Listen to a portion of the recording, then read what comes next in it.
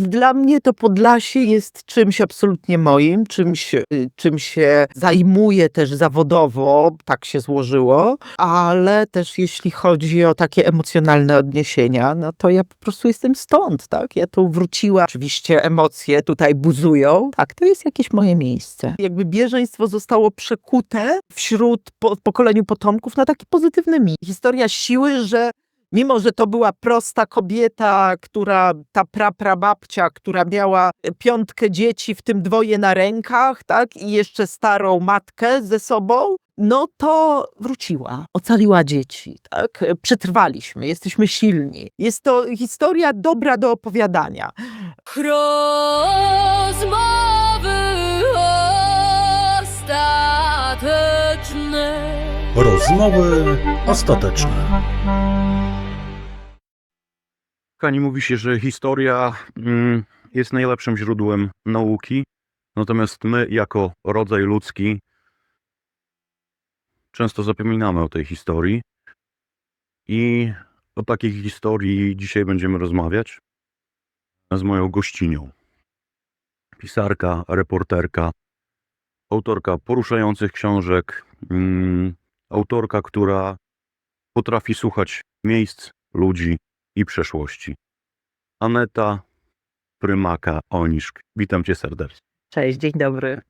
Anetko, zaczniemy może od takiej kwestii, która zawsze się tutaj pojawia na początku i później jedno na końcu. Czym to dla ciebie jest Podlasie? Czymś oczywistym, moim miejscem. Ja jestem stąd i tu się urodziłam, tu się wychowałam, ten taki ważny formacyjny czas. Później stąd wyjechałam, co myślę, że też jest ważne dla takiego uświadomienia sobie miejsca, tak? Gdy tracimy coś oczywistego, naturalnego, no to wtedy można to obejrzeć, tak? Można to obejrzeć trochę z dystansu, trochę z zewnątrz, ale można zobaczyć, czego nam brakuje. Więc jak wyjechałam na studia do Warszawy, to dosyć szybko to Podlasie sobie w Warszawie odtworzyłam, co nie jest trudne, bo ludzi z Podlasia w Warszawie jest bardzo dużo, studenci, tak, to też jest taki czas szukania intensywnego, więc jakimś zupełnie, oczywiście nie jest to przypadek, ale zupełnie mimowolnie, zupełnie jakby nieświadomie to Podlasie się gdzieś odbudowało w wersji szerszej, bo ja jestem z Okulszczyzny, z okolic Szudziałowa, Krynek, szerzej patrząc. A to to Podlasie znam, bo tam wyrosłam. A jakby to Podlasie odbudowane na studiach, to było Podlasie szersze, bo większość moich przyjaciół, no to jest z okolic Krynek, przepraszam, nie, z okolic Krynek to ja jestem, z okolic Hajnówki, Bielska, tak? No bo liczebnie jest to najbardziej jakby, jest tam nas najwięcej, tak? Ale to był właśnie taki czas, że dosyć dobrze poznałam też tamtą część. Wcześniej w międzyczasie Gródek, uczenie się w Białymstoku też mi jakoś te okolice otwierało i to, że mam stamtąd przyjaciółkę. No i oczywiście w międzyczasie musiałam sobie to pytanie zadawać, gdy zauważyłam, że mój świat warszawski, no to Podlasie nie było jedynym punktem odniesienia, bo miałam całą masę znajomych też skądinąd, ale że gdzieś to Podlasie się odbudowało, a wokół Podlasia było też dosyć duże środowisko mniejszościowe, szeroko pojęte, czyli łemkowskie, ukraińskie, litewskie w pewnym momencie. Tak okazało się, że to pogranicze jako takie i wschodniość to jest jakiś nieświadomy klucz, tak, przez który patrzę na świat i jakoś buduję ten świat właśnie w oparciu o podobnych ludzi. Ciekawe było dla mnie później patrzenie na to w kolejnym pokoleniu, bo gdy urodziły się moje dzieci, moje córki, no to starsza z nich urodziły się w Warszawie, tam pierwsze lata spędziły z tymi przerwami na długie wakacje na Podlasiu u mamy, bo tam było zawsze najfajniej. Azyl, tak, azyl, przyroda. tak? Przyroda też, bo ja jestem z kolonii, więc pola i lasy. Takie miejsce sprzyja, żeby złapać Tak. balans. Tak, i dzieciom też sprzyja bardzo do takiego rośnięcia, ale to, co było dla mnie takie zupełnie zaskakujące, że moja starsza córka Nastka, gdy w przedszkolu z kimś się jakoś tak wchodziła w przyjaźnie, zupełnie przypadkiem na początku z Ormianką, dziewczyną, która była w tym samym przedszkolu i jakby nie było to żadne kryterium, bo wszyscy mówiły tam po polsku, tak? Dopiero później się okazało, że Ani mówi jeszcze w innych językach. No a na początku podstawówki zaprzyjaźniła się z chłopakami, którzy byli z Ukrainy. Więc to dla mnie to było bardzo ciekawe, że jakoś ten pograniczny kontekst zupełnie tutaj poza jakąkolwiek świadomością i kontrolą też jakoś kształtował w nowych warunkach kolejne pokolenie. Tak? No więc dla mnie to Podlasie jest czymś absolutnie moim, czym się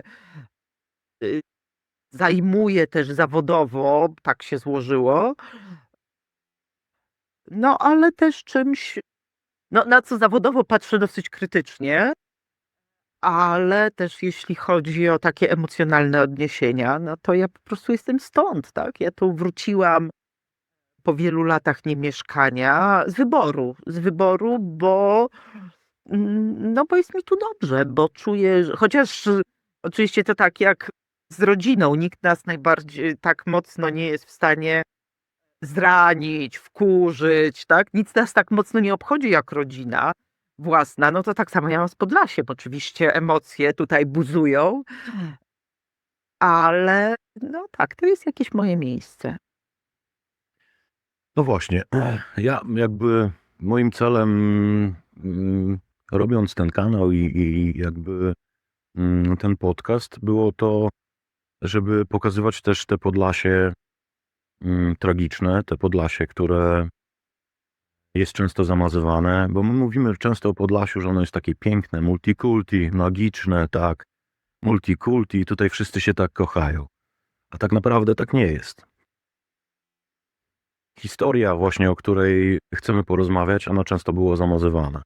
Ja chciałbym, żebyśmy troszeczkę takiego rysu historycznego dali naszym słuchaczom i naszym widzom i żebyśmy jakby troszeczkę przedstawili to, co się działo. Mamy rok 1915. Z jednej strony Europy jest Marsz Śmierci, Exodus Ormian. 1,5 miliona ludzi przez Imperium Osmańskie jest wypchane. Tam powstają pierwsze obozy zagłady. 1,5 miliona katolików zostaje zanihilowanych. Po drugiej stronie Europy taka sama sytuacja dzieje się jakby z prawosławnymi. To się dzieje u nas na Podlasiu. No, tym mówimy Podlasiu. Wcześniej to była gubernia grodzieńska, bo możemy powiedzieć, że Grodno wtedy było tym największym ośrodkiem. Białystok był tak naprawdę wioską. Wtedy Pałacem. z pałacem, tak. I to właśnie opisujesz w swojej książce Bieżeństwo. Mhm. Chciałbym, żebyś pokrótce ten rys historyczny tej sprawy. Ja wiem, że to jest dla ciebie bardzo osobista sprawa i z jednej i z drugiej książce.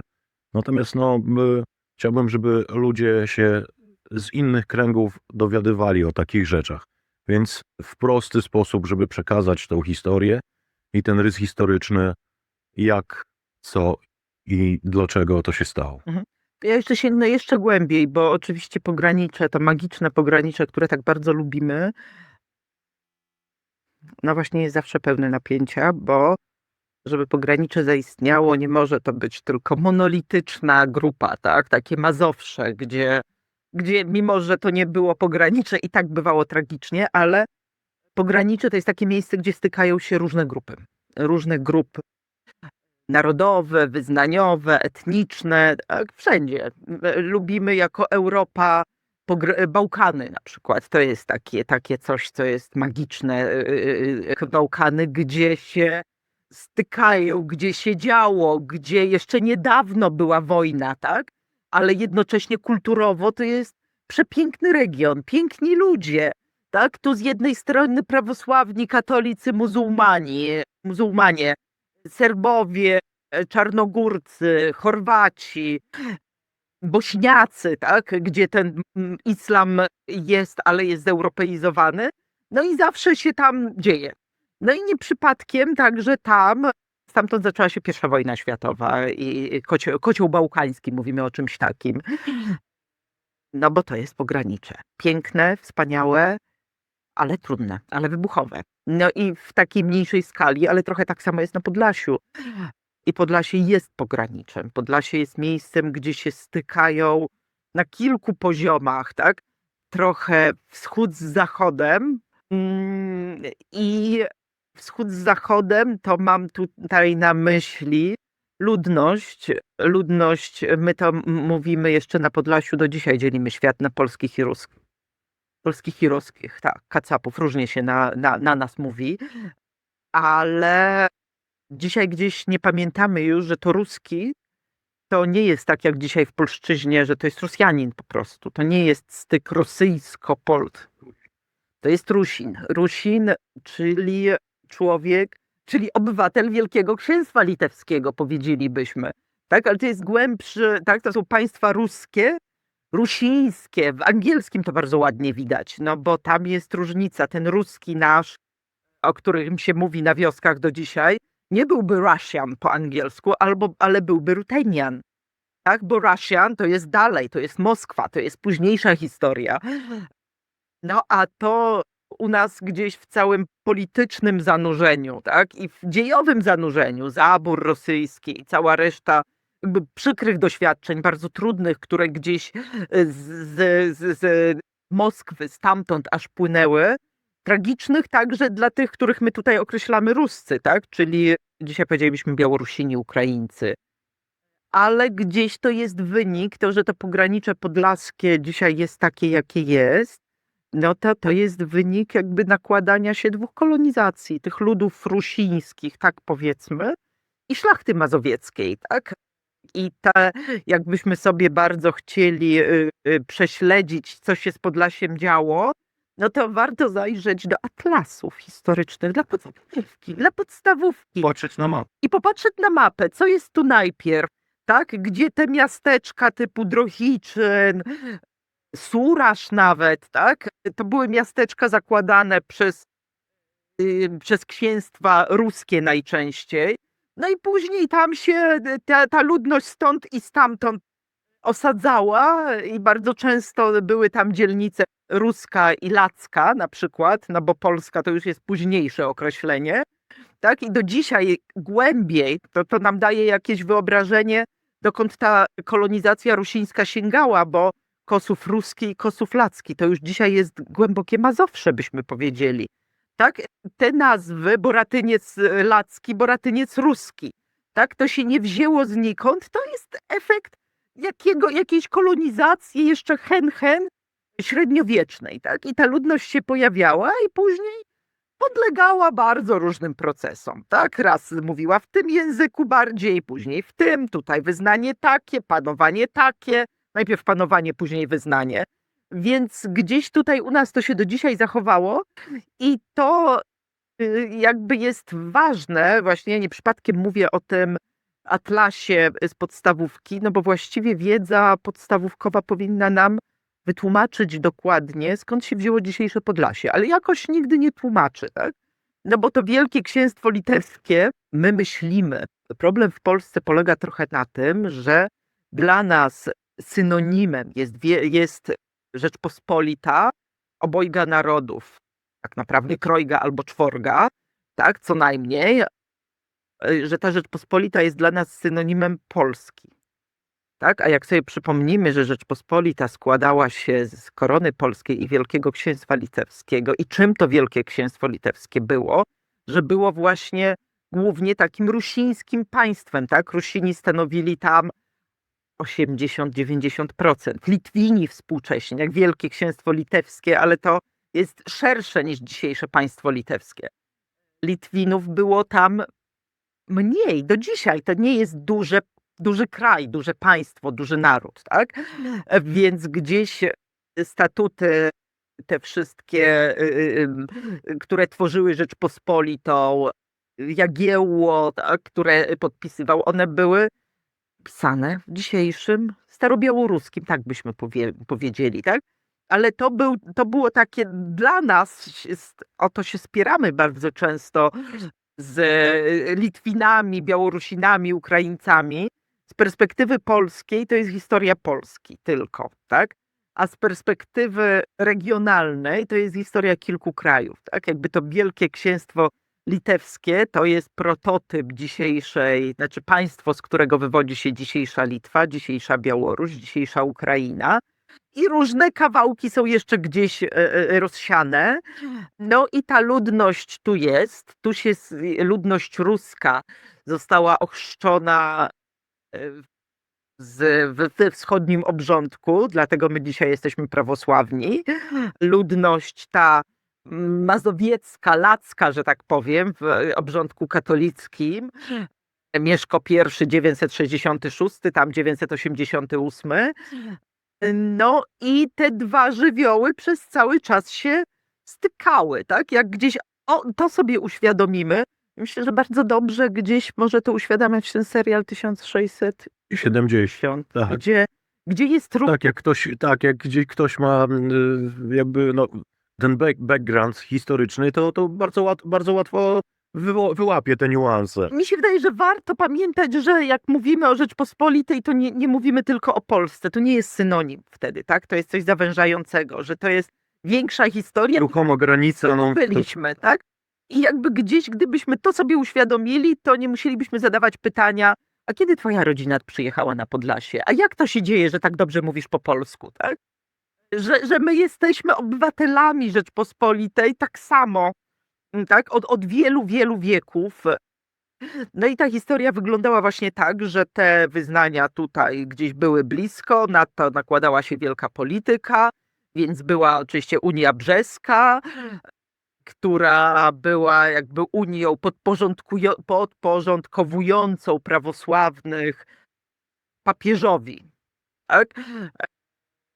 Gdzieś związana z nurtami też takimi później polonizacyjnymi. Dużo krwi się działo w trakcie tych wszystkich ruchów, dużo krwi się lało w trakcie tych wszystkich ruchów podporządkowujących religię danemu władcy, czy z zachodu, czy ze wschodu. Później ta unia została skasowana, tak się złożyło, że przez cara już po zaborze, który, no tak jak wcześniej to było działanie polityczne, tak samo i tutaj, no oczywiście wpisał to w cały rusyfikacyjny nurt, co do dzisiaj odbija się czkawką dla wszystkich prawosławnych na Podlasiu, zwłaszcza na pograniczu. No ale jakby gdzieś opowiadam o tym, żeby wiedzieć, że pogranicze to jest to miejsce, gdzie od wieków te ludy ze sobą są. I tak jak powiedziałeś, lubimy na to patrzeć sielsko, romantycznie, miło, siedzimy przy miłym stole, że tak wszyscy tutaj na pograniczu siedzimy, spotykamy się, rozmawiamy, 2 razy w roku świętujemy. Odwracamy się i wyzywamy od kacapów. Też, no właśnie, że to napięcie jest, ono jest od samego początku. Tutaj zawsze współistnienie dwóch grup tak wygląda. Tak, muszę z nimi żyć, ale to jednak kacapy. Tak, to jest trudne, to jest złożone, bo gdzieś w tym są i miłości pomiędzy, i przyjaźnie, i bardzo dobre sąsiedztwo, tak, ale czasem leje się krew, tak, ale czasem jedni zajmują domy drugich. Tu jakby nie jest to symetryczna relacja, bo zawsze to jest jakiś rodzaj relacji władzy. Zależy, kogo władza wspiera, ten ma jakby mocniejszą pozycję. Więc gdzieś myślę, że warto mieć w głowie też tą perspektywę, tak? Jakby gdzieś takiego napięcia, które jest zawsze. I jak sobie czasami ludzie się denerwują, bo ty mówisz, że my jesteśmy tacy niedobrzy i wam jest tutaj tak ciężko. Nie o to chodzi. Jak sobie spojrzymy na relacje na pograniczach wszystkich europejskich, to myślę, że to trochę spuszcza z nas ciśnienie, bo tak to wygląda. Po prostu nie ma tam nigdy sielanki. Napięcie jest zawsze, nawet jak jest dobrze, nawet jak jest spokój i pokój. Tak jak na przykład teraz u nas.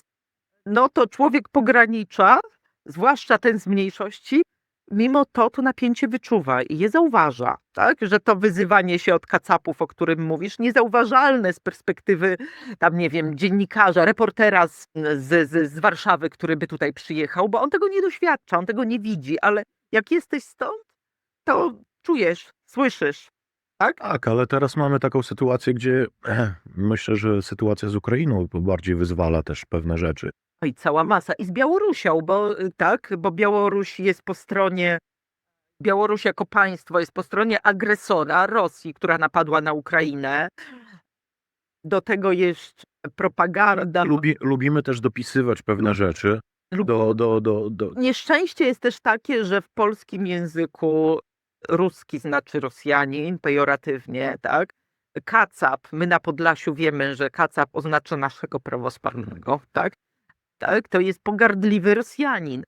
I gdzieś to się mieszają te porządki tutaj bardzo mocno i dokleja się cała ilość znaczeń, które w sytuacji konfliktu uderzają, tak? Uderzają w tych kacapów, w tych, którzy są tutaj mniejszością.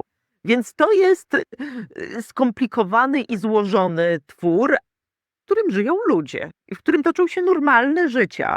Tak? Często właśnie bardzo piękne też, tak? Właśnie miłości, rodziny, sąsiedzi, przyjaźnie, więc a jednocześnie to napięcie jest też napięciem twórczym, nie przypadkiem, jak sobie spojrzymy, tak? Bo w ogóle polska kultura ma problem, ma bardzo silne napięcie z kulturą ruską, tak? Że ta tożsamość polska w dużej mierze była ruską, mówię teraz rusińską, tak? Że ta tożsamość polska na pograniczu, zresztą w ogóle tożsamości te kształtują się w opozycji do siebie.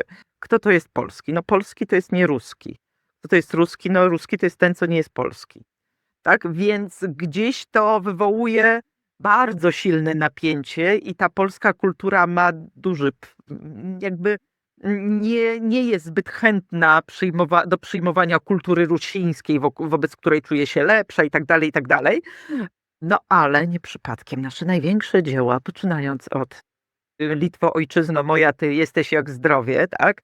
Adama Mickiewicza, no to są, no właśnie, są z pogranicza, tak? Pisał to chłopak, Litwo pisał, nie Polsko, tak? Oczywiście nie miał na myśli współczesnej Republiki Litewskiej, tylko raczej Wielkie Księstwo Litewskie, szeroko pojęte.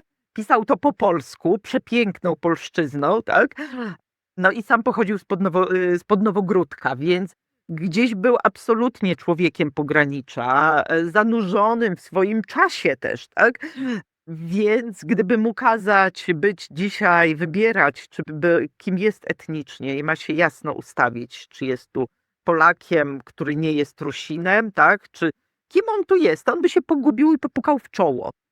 Ale jakby bezsprzecznie to jest tak, że te ważne rzeczy tworzą się często na pograniczach. Pogranicza są bardzo płodne, ale bardzo trudne, bardzo piękne, no ale też czasem leje się tu krew. I takich historii mieliśmy troszkę. I później o tych historiach nie sposób opowiadać, tak? Uczciwie, no bo tu są ci i tu są ci. Jedni z drugimi rozmawiają o wszystkim, oprócz historii, oprócz przeszłości. Chyba że po pijaku, ale wtedy czasami też leje się krew, no bo dochodzi do jakiegoś spięcia. Więc gdzieś te tematy żyją w takich dwóch osobnych światach. Jedni o drugich nie wiedzą. To jest właśnie to, że I nie chcą też przekazywać tego. nie przekazują. Jakby intencje nie są tak do końca złe, no bo najczęściej intencją jest to, żeby nie zadrażniać. No co będę sąsiadce o tym mówiła? Tak, to jest fajna kobieta. No co ja ją będę rozliczała, że tak, że jej przodkowie strzelali do moich, tak? Jakby trudno o tym rozmawiać. To jest obiektywnie bardzo trudne, a jednocześnie jeszcze kultura ta narodowa, państwowa wspiera, kształtuje swoją narrację. Dzisiaj mamy tą erę polityk historycznych, tak? Pewnie też do nich dojdziemy, no, która gdzieś tą wersję mniejszościową tym bardziej unieważnia, spycha w niebyt. Więc ja się dlatego postanowiłam tym zająć, bo mam takie poczucie, że że bez zajrzenia w takie zakamarki pamięci albo Mocno traumatycznej też. często mocno traumatycznej, nigdy nie konfrontowanej, nigdy nie opowiadanej publicznie, nigdy nie usłyszanej tak naprawdę, no to bez zajrzenia do tego, to trochę tak jak w takiej klasycznej psychoterapii, no to bardzo trudno się od tych demonów przeszłości uwolnić. No właśnie, chciałem się o to też zapytać ciebie. Kiedy spostrzegłaś, że ta praca reporterska twoja jest tak naprawdę twoją historią osobistą? Oj, to chyba szło od samego początku, bo ja jakoś tak się nigdy tylko nie jakby zanim zaczęłam widzieć jakby, że ta moja historia jest taką typową historią jakby tej mniejszości tutejszej, tej ludności rusińskiej, to oczywiście minął jakiś czas, ale ja od samego początku wiedziałam, że ja się w tym mainstreamie, w tej polskiej historii, którą znałam z telewizora, przede wszystkim z podręczników szkolnych, nie? Że ja się tam po prostu nie mieszczę. Ja i cała masa innych ludzi. Bo No tak, mówisz o tej historii marginalnej totalnie. tak, bo mówię teraz o bieżeństwie, od którego zacząłeś. Jakby była to historia, którą myśmy znali bardziej na poziomie emocji niż faktów, bo wiadomo było, że ktoś gdzieś, nasze babcie, dziadkowie, prości ludzie, nie? Ci, o których zawsze myśleliśmy ciemna wioskowa baba, to tak się mówiło o takich. Przeważnie w jednej albo po 2 klasach podstawówki. Albo i bez tego, tak? Często mówiło się, że analfabeci, analfabetki, a wiedzieliśmy, że oni byli w jakiejś wyprawie na jakiejś wyprawie dalekiej, tak? Że oni byli w Rosji kiedyś, gdzieś, u mnie się mówiło na Kaukazie. Jak my byli na Kaukazie, babcia jakby umarła dosyć szybko, ja miałam 7 lat, ale tę historię zdążyłam złapać. Wiedziałam, że jest jakieś bieżeństwo, tak wymawiane, niebieżeństwo, i że jest jakaś wyprawa, ale ja nic o niej nie wiem. Oni mi w rodzinach nie opowiadało się, zwłaszcza wtedy, historii było tak jak na lekcjach, tak? Było to wtedy, przyczyny są takie, skutki są takie, znaczenie jest takie. Coś było, ale nie wiadomo co. W szkole nic o tym nie mówią. A z drugiej strony uczę się jakichś rzeczy, które są mi bardzo obce, tak? Powstania śląskie, walka narodowo-wyzwoleńcza. Jakby ja lubiłam zawsze historię i chętnie ją poznawałam, ale gdzieś jak się jest w mniejszości, to człowiek musi to wszystko bardziej poskładać. Jak należysz na lekcjach, gdy jest wierszyk, kto ty jesteś, Polak mały, jaki znak twój orzeł biały, nie widzisz żadnych sprzeczności, to idzie prościej, bo masz to podane na tacy. Później trzeba i tak się jakoś z tym zmierzyć. Ale gdy czujesz od samego początku, że to nie o tobie, że ty tak owszem masz mówić, ale to nie jest o tobie i to po prostu czujesz, to wiesz, nikt ci tego nie mówi, no to też bardzo szybko zauważasz, tu nie pasuje, tu nie pasuje, tu nie pasuje, tak, to kim ja w ogóle jestem. Więc gdzieś ja zresztą w tych swoich książkach też opisuję tę drogę, bo myślę, że to jest w ogóle ciekawe, to jest ważne, jak tą tożsamość gdzieś tam tworzymy.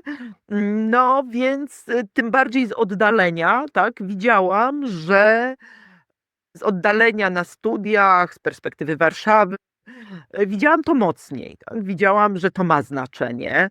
No a chyba rzeczywiście takim czasem jakoś na początku 2000 lat zaczęliśmy wreszcie jakoś konfrontować się z historią. My jako obywatele Polski, tak? My jako Europejczycy też, że to jakby gdzieś się zaczęło dziać. No i nie sposób było już nie wiedzieć, jak to nas kształtuje. 2000 rok ukazują się Sąsiedzi Grossa. Zaczynamy mówić o niewygodnej historii polsko-żydowskiej. I to rzeczywiście było wtedy wydarzeniem. Mam wrażenie, że to był taki wstrząs dla wszystkich. A z perspektywy mniejszości, owszem, jakby uczestniczyliśmy w tej dyskusji po prostu, tak, na poziomie faktów, zastanawiania się, ale gdzieś z tyłu głowy zawsze jest, ojej, aha, czyli historia mniejszości To jest właśnie taka historia. Tu są jakieś wspólne momenty. My też byliśmy mniejszością, my też jesteśmy mniejszością. Też się o tym nie mówi, tak? Gdzieś mam wrażenie, znaczy, że dla mnie, w moim osobistym doświadczeniu, kontakt z innymi mniejszościami bardzo szybko mi pokazał struktury, które są uniwersalne, tak? Struktury w ogóle w kulturze. No i myślę sobie, że te lata 2000 chyba od tych sąsiadów, tak? Gdy okazało się, że ta historia jest wielowarstwowa, że tu pamięć nie jest i są dwie, więcej tak naprawdę, ale takie główne nurty pamięci. Tu jest taka pamięć, która na to patrzy tak, a tu jest pamięć żydowska, tak, która wygląda zupełnie inaczej, tak? No i tą wielowarstwowość ja zaczęłam dostrzegać, także tutaj na Podlasiu, także jakby z perspektywy Polski i Podlasia, tak? No i to jest chyba w ogóle cała taka droga, tak? Gdy gdzieś też do kultury i do takiego bycia publicznego zaczęliśmy dostrzegać psychoterapię jako narzędzie, tak? Jako narzędzie zrozumienia samych siebie. To jakby jest pojemne i bogate, ale jakby dotarło do nas, że żeby uwalniać się od przeszłości, no to trzeba po prostu jej się przyjrzeć. No a tutaj, a z drugiej strony, to już do nas, mam wrażenie, w kulturze dotarło, weszło do takiej popkultury wręcz, tak, że nie sposób coś zamiatać ciągle pod dywan, bo to i tak wylezie. A z drugiej strony te lata 2000 to jest taki moment, gdy umacnia się ta narracja narodowa, etnicznie polska i w konfrontacji znowu wobec mniejszości, gdzie okazało się, że Narodowy socjalizm obecnie jest głównym nurtem. tak, i gdzie okazało się znowu, że historię opowiada się w taki sposób, że my jesteśmy właściwie takim koziołkiem ofiarnym, gdzie się wrzuca wszystko, co niewygodne. Żydokomuna, komuniści, kolaboranci zabijali, teraz mówię o historii po II wojnie światowej, ich zabijali, bo to byli zdrajcy, jechali do Rosji, bo właśnie to bieżeństwo, no bo właśnie co, tak? No jechali do swoich. Więc A tam znowu byli przyjmowani jako obcy. tak, ale ja jakby zaczęłam się tym zajmować w pewnym momencie, bo wiedziałam, że żeby w ogóle jakby się w tym wszystkim zorientować, to ja muszę najpierw sobie opowiedzieć, sobie samej, co się z tym moim ludem zdarzyło, tak? Co się stało, żeby móc się do tego dzisiaj odnieść, tak? Usłyszeć tę historię, ale usłyszeć ją nie jakby samej w swojej grupie, ale opowiedzieć też innym. Tak? No i rzeczywiście to był ten moment, gdy postanowiłam napisać Bieżeństwo. Od początku myślałam, żeby to była książka, która będzie wydana w wydawnictwie ogólnopolskim. Bieżeństwo, czyli uchodźstwo, to o którym mówię, że nasi dziadkowie nie rozumieliśmy, nie wiedzieliśmy. Bieżeństwo, czyli uchodźstwo 1915 roku, I wojny światowej, gdzie no jeszcze wtedy za wiele nie wiedziałam, jak zaczynałam, no bo w zasadzie nie wiedziałam nic. W polskiej historiografii to nie funkcjonowało, w kulturze też to nie funkcjonowało. Jak zaczęłam się, jakby wiedziałam, że muszę opowiedzieć to sobie i innym. Tak? Jak zaczęłam się tym zajmować, bardzo często w środowisku białoruskim, prawosławnym słyszałam, to taki niszowy temat. Tak? To co, to chcesz to wydać w czasopisie, w przeglądzie prawosławnym, w mniejszościowych wydawnictwach? No przecież to jest takie, Polaków to na pewno nie zainteresuje. O niskim zasięgu, i tylko dla nas, gettowe takie, tak? Więc ja jakoś od początku miałam takie poczucie, że jeśli historia mniejszości ma być historią równoprawną, jeśli mamy o tym rozmawiać jako o części procesów, które się tu działy, to musimy rozmawiać z poziomu takiej właśnie pełnoprawnej historii. A pełnoprawna historia to jest taka, którą znają i mniejszość, i większość. Tak? My jako mniejszość mamy to szczęście, że znamy dwie historie. W szkole uczymy się polskiej, jesteśmy w niej zwykle bardzo dobrzy, bo musimy mieć punkt odniesienia i znamy tą swoją, tak? Więc gdzieś, żeby ta nasza mogła funkcjonować w miarę równoprawnie, Polacy też muszą ją znać. muszą wiedzieć, co się z czym łączy, tak? I muszą wiedzieć, żeby mity, w które historia się bardzo często zamienia. Dzisiaj mamy taki moment, gdy dużo historii dwudziestowiecznych przemieniany jest w mit, no to właśnie trzeba dać te narzędzia innym, więc dlatego bardzo chciałam wydać to w wydawnictwie ogólnopolskim i to się udało. No i tak, i to bieżeństwo otworzyło się, pokazało mi się, z czego nie miałam w ogóle, nie zdawałam sobie sprawy, jako największe dwudziestowieczne, znaczy od początku XX wieku, tak? Największy taki nowoczesny, czasów nowoczesnych, eksodus i uchodźstwo ludności cywilnej, która z terenów na wschód od Wisły, już tam się zaczynało, a rzeczywiście apogeum osiągnęło tu na Białostoczyźnie, wschodniej Białostoczyźnie i dalej w guberni grodzieńskiej, której była wtedy częścią, tak jak powiedziałeś, to jest, że to jest jakby wydarzenie, które w tamtym momencie nie miało precedensu. Że to jest coś, co dotyczyło i tragicznie dotyczyło ludności, około, historycy szacują 5 milionów ludzi. Z terenów tych już gdzieś tam nawet wtedy to była gubernia łomżyńska, czyli aż dalej z Mazowsza, okolic Łomży, Chełma, Lublina i tutaj i dalej z terenów ukraińskich, białoruskich, litewskich, łotewskich, estońskich, tak?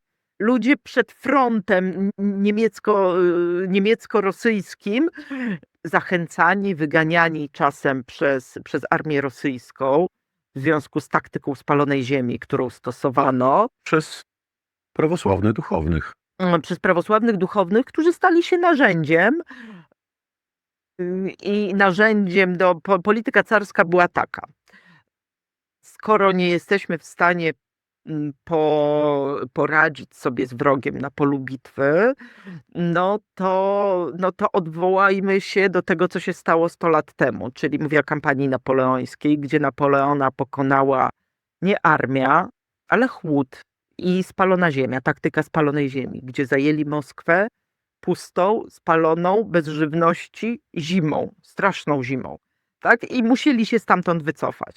Oczywiście ta taktyka wtedy okazała się skuteczna już w czasie I wojny światowej, gdy były linie kolejowe, to była zupełnie inna rzeczywistość, ale po tę taktykę sięgnięto. No i ludność zaczęto zachęcać do wycofania się, zanim nadejdzie wróg, tak? Wycofania się jeszcze przed frontem, przed armią. Wsie palono, to było lato, więc zboże na pniu tak samo palono bardzo często i Na poczet armii też. zajmowano na poczet armii, ale za wiele jak zboże stoi na pniu, to za wiele nie zabierzesz, tak? Chodziło o to, żeby nie dać żywności i żeby nie dać potencjalnego rekruta, tak? No bo armia obca przychodzi, nikogo nie interesowało, w jakiej armii chcą walczyć. Dekret jakiś był też o tym właśnie. Tak, ale że jakby każda armia świata robi podobnie.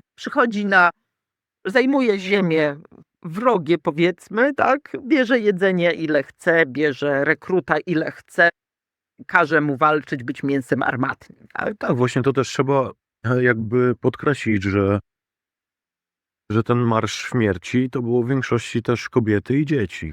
W dużej mierze były to kobiety i dzieci i oczywiście to była trochę inna sytuacja niż ten eksodus ormiański, tak? Gdzie oni byli jakby eksterminowani od początku, gdzie oni uciekali przed śmiercią pod tytułem śmiercią z rąk Turków. Tak? To było takie czystki etniczne, absolutnie klasyczne.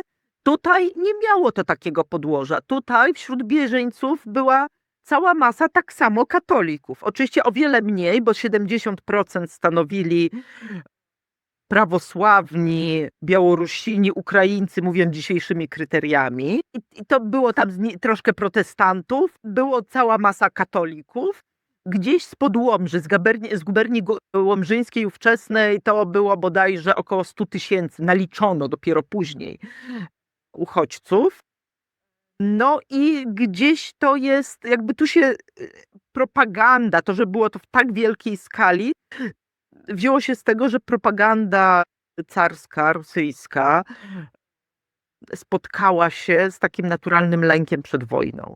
Ludzie atawistycznie boją się wojny, bali się, tak? Że gdzieś to były 15 rok, to jak dogrzebałam się do starych pieśni z tamtego czasu, no to wtedy te pieśni, podania były o straszliwych kampaniach napoleońskich, szwedzkich, gdzie ludność cywilna no nigdy nie była traktowana łagodnie, tak? Kobiety gwałcone masowo, cywile zabijani i gdzieś ten wielki atawizm z tą propagandą się spotkały i rzeczywiście na pewnym etapie, gdy ten front dochodził już tutaj do Podlasia, to bardzo często nie trzeba było wyganiać, bo ludzie widząc, że już drogi są pełne, że na tych drogach jest cała masa innych uchodźców, wśród których To dołączali do nich.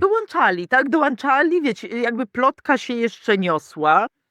Pytanie, czy to tylko plotka, tak? Ja sobie myślałam dzisiaj, bo bardzo często na bieżeństwo jest taka pokusa, żeby patrzeć jako na nieracjonalne działanie głupich, prostych ludzi, tak? Głupich chłopów. No bo przecież jak przyszedł Niemiec, on się nad ludnością nie znęcał. To prawda.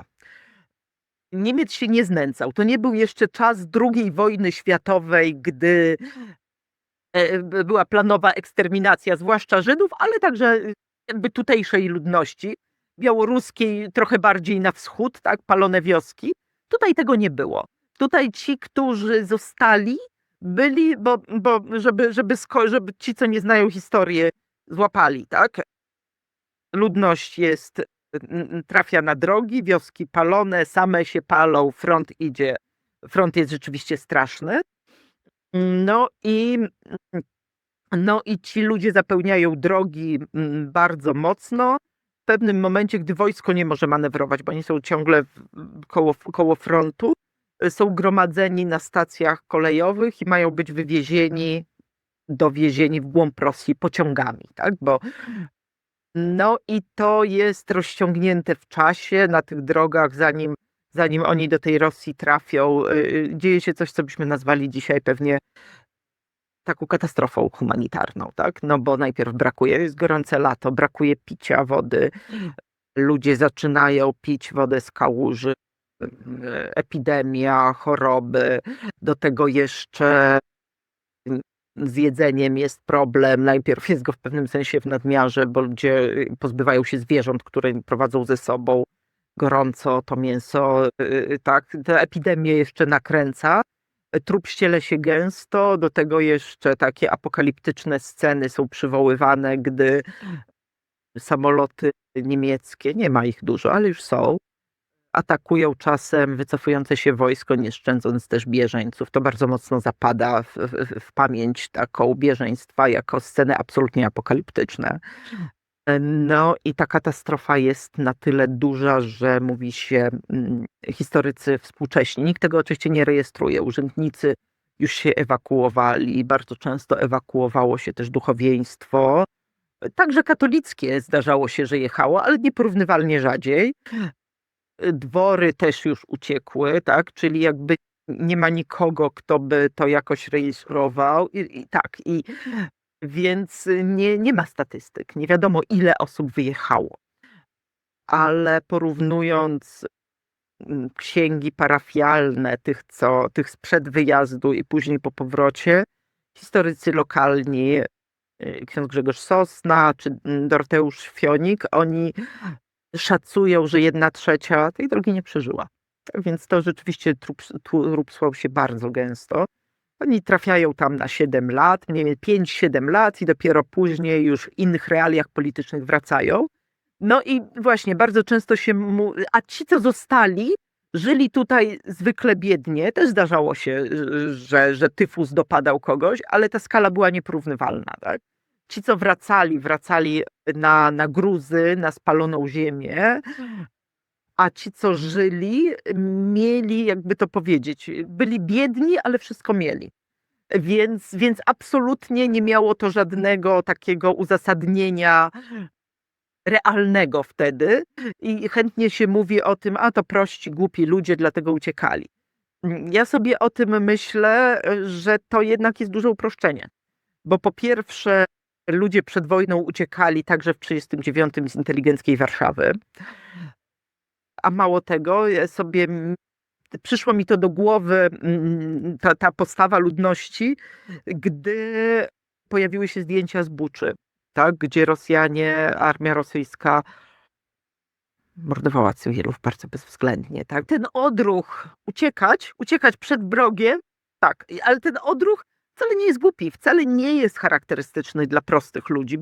Jakby ja gdzieś patrzę na tę ich ucieczkę z szacunkiem dużym, no bo po pierwsze z ich ówczesnej perspektywy oni nie wiedzieli, co się stanie dalej. Nie wiedzieli, na ile te plotki są prawdziwe, nieprawdziwe, że Niemiec będzie kobietom piersi obcinał, zabijał, gwałcił, rzucał do studni dzieci, tak?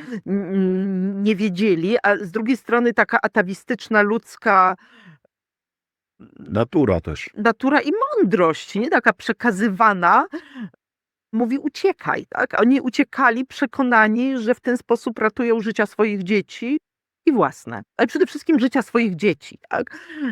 I te kobiety, które nienawykłe do tego typu historii, do podejmowania decyzji, tak? No bo w ówczesnym świecie ta kultura patriarchalna zamykała je w pewnym sensie w domu i w sferze troski tylko i wyłącznie o dom, no to one wtedy wspinały się na jakieś takie absolutne wyżyny niemożliwego, żeby rodziny przetrwały, tak? Żeby te dzieci uratować przed śmiercią. Więc gdzieś i była w tym duża mądrość, tak? Myślę sobie, że tak jakby to, co powiedziałeś, że historia, a współczesność, nie? Że dzisiaj żyjemy w zupełnie innych czasach, w zupełnie innym świecie. 2022 rok, Bucza, tak? Okazuje się, Stacyjny ogrom. wszystko mamy już dzisiaj, wydaje się Europa, tak? Ci, co uciekli, okazuje się, że ci, co uciekli, no mieli jakby, no nie było to nieracjonalne, tak? Absolutnie nie było to nieracjonalne, więc gdzieś dużo tutaj jest takich analogii.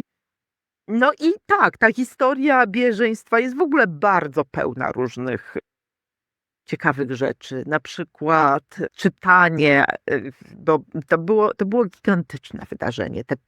Co najmniej 5 milionów ludzi na drogach skupionych w tym samym czasie na niewielkim obszarze. Tak? Jakby absolutnie to było wstrząsające dla całego Imperium Rosyjskiego i wyzwoliło to postawy bardzo podobne do tych, które my zajmujemy wobec kryzysu uchodźczego, chociażby tu blisko, tak, polsko-białoruska granica, że jest grupa ludzi, która chce pomóc.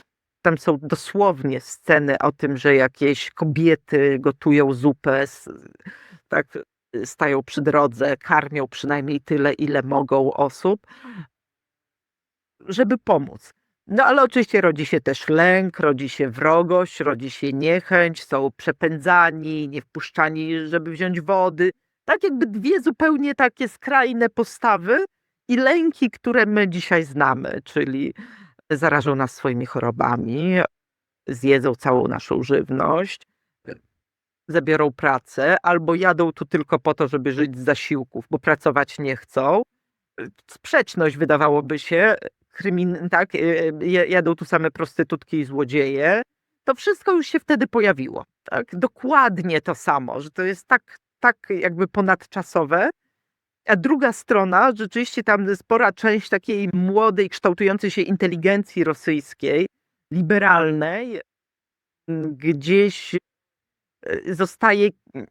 zajmuje się czymś, co byśmy dzisiaj nazwali wolontariatem. Tak jakby próbują bieżeńcom pomagać. To są często kobiety, młode dziewczyny, faceci są na froncie, młode dziewczyny, które trochę są wyedukowane, umieją być pielęgniarkami na przykład, tak? I one tym bieżeńcom próbują pomagać na stacjach, w pociągach. Tworzył się cały taki ruch i później są publikowane sprawozdania, jeszcze przed rewolucją, gdzie oni tłumaczą jakby tą ludność. I to jest absolutnie ciekawe z dzisiejszego punktu widzenia, mówiąc, że my oczekujemy od nich dzisiaj wdzięczności, że im pomagaliśmy, tak? Ale postawmy się w ich sytuacji. Za co oni mają być wdzięczni? Zobaczcie, to są ludzie, którzy stracili wszystko, tak? Których wojna nie przez nich wywołana, nie przez nich chciana przecież, tak? Pozbawiła swojego majątku, to może swojej ziemi raczej powiedzmy, bo o ówczesnych chłopach mówienie o majątku jest dosyć, mam wrażenie, nieporozumieniem, tak? Ich ziemi, ich domów, ich zwierząt, całego ich świata zabrała im często bliskich, tak? Dzieci umierały tam masowo i zostali wysiedleni ze swoich miejsc, rzuceni tutaj na totalną niepewność, tak? I wy chcecie od nich wdzięczności? Za co? Tak? Że im podaliście kawałek chleba? Tak? Albo że to jakby gdzieś emocjonalnie jest zupełnie nieadekwatne. Oskarżacie ich o to, że nie chcą pracować, no ale zobaczcie, to przecież są rolnicy. Oni chcieliby chłopi, tak? Oni jeśli umieją pracować, to wtedy to jest jeszcze bardziej ważne, umieją pracować tylko tak, jak zawsze pracowali, a wy oczekujecie, że te kobiety będą służącymi, kucharkami, mężczyźni, nie wiem, w fabryce pracować. Przecież oni tego nie umieją. Tak jakby przede wszystkim tam jest mocne to oczekiwanie wdzięczności. Myślę sobie, że dzisiaj, gdy tak dużo mówimy o wdzięczności ze strony Ukrainy, oczekiwaniu wdzięczności, która do końca nie wiadomo czym jest tak naprawdę, tak? I w czym się ma wyrażać. Tak? Gdzieś zupełnie nie umiemy wyjść ze swoich jakichś takich dziwnych wizji. A to już wtedy w 1916 roku pisma jakby rosyjskie, takie właśnie inteligenckie były pełne tego typu analiz. Tak? I to jest absolutnie aktualne dzisiaj. Ja pamiętam, jak tylko wybuchła wojna na Ukrainie. No i oczywiście my, Polacy, mamy to w sobie, że zaraz rzucamy się na tą pomoc. Pamiętam te wszystkie historie. Każdy żyje tam w swojej tej bańce. Widzi na Facebooku czy gdzieś tam na social mediach, co się dzieje. No i pamiętam, jak mówiłem do żony, no i zaczekaj, mówi, my w sobie mamy ten gen pulactwa. Mówi, daje 2 lata i będziemy lać Ukraińców dębczakami. I kazać dziękować na każdym kroku, a jak dziękują, uważa, że robią to nieszczerze i nie tak, jak mu chce. Oczywiście, tak. Mówię, zaraz kurwa wyciągną Wołyń. Zapominając, że jakby to powiedzieć, że to my powinniśmy być wdzięczni. Ta wojna jest po to, żeby u nas jej nie było, tak? I to, że możemy, nie wiem, podzielić się, nawet oddać pokój albo część zysków swojej firmy. To jest nic. Ktoś, kto jakby analizuje to, widzi dokładnie, co się dzieje, jak to wygląda, ile ruskich troli teraz działa i mówi o tym, że Rosja absolutnie nie jest zdolna do kolejnej inwazji i że nie ma szans, żeby dalej poszła, więc zostawcie tę Ukrainę i zajmijcie się swoimi rzeczami. To jest taka już nowa, budowana narracja, która bardzo, bardzo mocno widzę w tej chwili jakby zaczyna dominować w ogóle w social mediach. To narzędzie, którym jest doskonałym jakby światem do manipulacji w tej chwili. No i jesteśmy, to o czym mówiłem, ten wyświechtany slogan, gdzie historia lubi się powtarzać, bo my szybko o niej zapominamy, no dzieje się na naszych oczach. Tak. Szybko zapominamy albo pamiętamy tak, jak chcemy. Tak, wyrywkowo po prostu. Wyrywkowo albo czasami, bo nasza pamięć bardzo lubi odrywać się od faktów i raczej opowiadać historię wytworzoną, tak, historię. To też jest, kurczę, takie zabawne, bo narracja jakby ta, którą mamy w mainstreamie, social media i te sprawy, mówimy o rzeczach złych, bo one są nośne. Natomiast jeśli chodzi o naszą historię i historyczne fakty, to raczej lubimy mówić o tych dobrych rzeczach, a zapominamy o tych raczej, które... Lubimy widzieć siebie jako Tak, bohaterów bez skazy. Polska Chrystusem narodu. dokładnie. To mamy już długą. Męczeństwo mamy jakby w genach już też wpisaną. Bo powieść mamy mocno, tak? Mamy taką narrację bardzo silną, zbudowaną. Lubimy tą szabelką wymachiwać i my jesteśmy najlepsi i najwięksi. Natomiast ja chciałem też zapytać ciebie, no bo książki obie, i Bieżeństwo, i Kamienie, jakby są, no Kamienie są bardziej osobistą, ale powiedz, jak to jest nosić w sobie czyjąś traumę? Myślę, że to jest, jakby to powiedzieć, to jest codzienne doświadczenie wielu z nas, bo gdzieś nie jakby nie wiem, czy umiemy inaczej. Tak, jest to ponad nami, bo gdzieś tutaj rozumiem, że rozmawiamy o tej traumie międzypokoleniowej. To ogromna część z nas gdzieś coś takiego niesie, bardzo często nie wiedząc. Ja wiedziałam, to znaczy Bieżeństwo, myślę sobie, że to jest historia może traumatyczna, i straszna wtedy, gdy się działa, ale historia, którą w opowieści łatwiej przeżyć, tak jakby, którą łatwiej wypuścić, bo to jest taka historia, owszem, bycia ofiarą, ale ofiarą wojny, tak? Nie ofiarą sąsiadów, obok których żyjemy, tak? Tutaj nie ma takiego potencjału konfliktu, który się dzisiaj toczy, tak? Stało się, zadziało. Z jednej strony byliśmy ofiarami, ale z drugiej w tej opowieści ważny jest też zawsze taki czynnik, ale przeżyliśmy. Jesteśmy, bo wrócili. Był taki konkurs tu już przez prawnuków często robiony. Jesteśmy, bo wrócili. Ten powrót wymagał sprawczości i siły. Tak? Tę historię można opowiadać na różne sposoby. I ja myślę sobie, że ta trauma gdzieś ona mogła być bardziej w pokoleniu, nie wiem, moich babci, która miała, no była wtedy dziewczyną dorastającą, dorosłą, wracała już z mężem i córką na rękach, której omal nie straciła, tak? Cała masa ludzi potraciła swoje dzieci. No to jest element traumatyczny, ale gdzieś dało się to przeżyć, dało się to przekuć w jakąś taką historię. No przecież wróciliśmy, no i tak mądrzejsi. Ten świat się otworzył, wszystko się zmieniło, było ciężko, ale daliśmy radę, nie? Myślę, że ten element sprawczy jest ważny i gdzieś tą historię dla mnie trzeba było opowiedzieć i tam dużo było traumy, ale jakoś nie była to moja osobista trauma jednak, tak? Gdzieś to dobrze się wpisywało w ogóle w takie doświadczenie uchodźcze szerokie. Akurat gdy pisałam książkę, to był tam 12 rok mniej więcej, zaczęłam, tak? Gdzieś od tego 12 do 16, no to temat uchodźczy stał się głównym tematem w Europie, bo najpierw uchodźcy z Syrii, cały Bliski Wschód i te zdjęcia tonących ludzi u wybrzeży Morza Śródziemnego, bardzo uniwersalne, a później pierwsza ta inwazja na Ukrainę i zajęcie Krymu i tak dalej, co wywołało pierwszą falę uchodźców. No, gdzieś to się wpisywało. Mam wrażenie, że ten kontekst zaskakujący dla mnie. Ja myślę, że my nie spodziewaliśmy się wojny w Europie u naszych granic, nie? W ogóle absolutnie. No ale to gdzieś się rozpływało. Gdzieś ta trauma była taka opowiadalna. Gdzieś ona...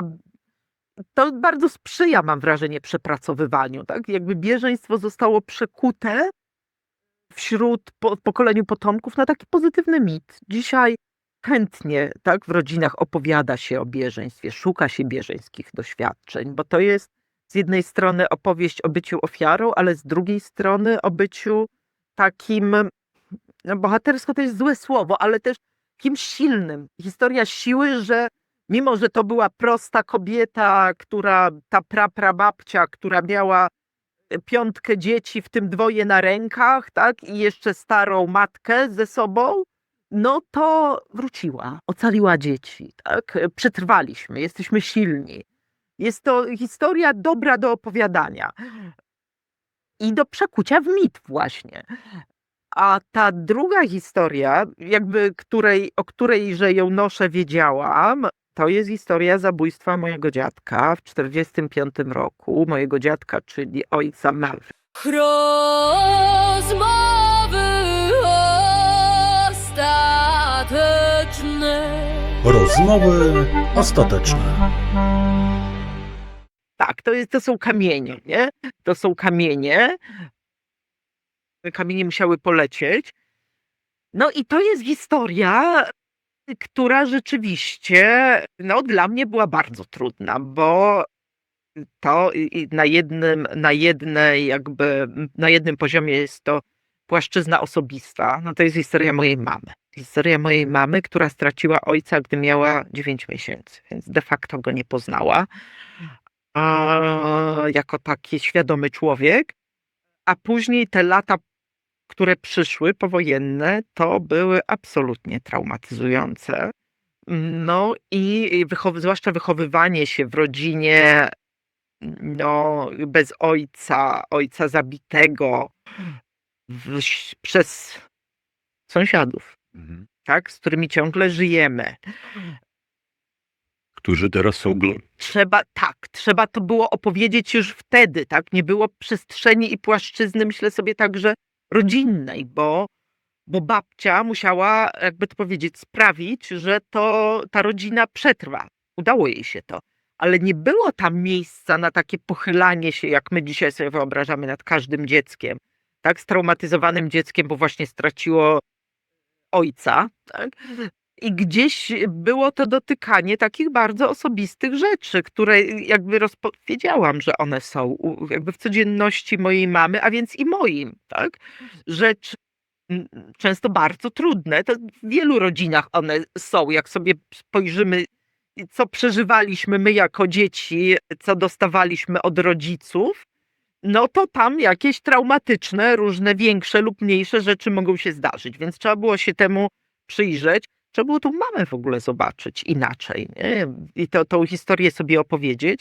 No ale tak jak powiedziałeś, nazywani są dzisiaj bohaterami. Ta historia od właściwie lat 90., tak? Bo ja wiedziałam, że coś takiego się zdarzyło. Gloryfikacja niestety postępuje.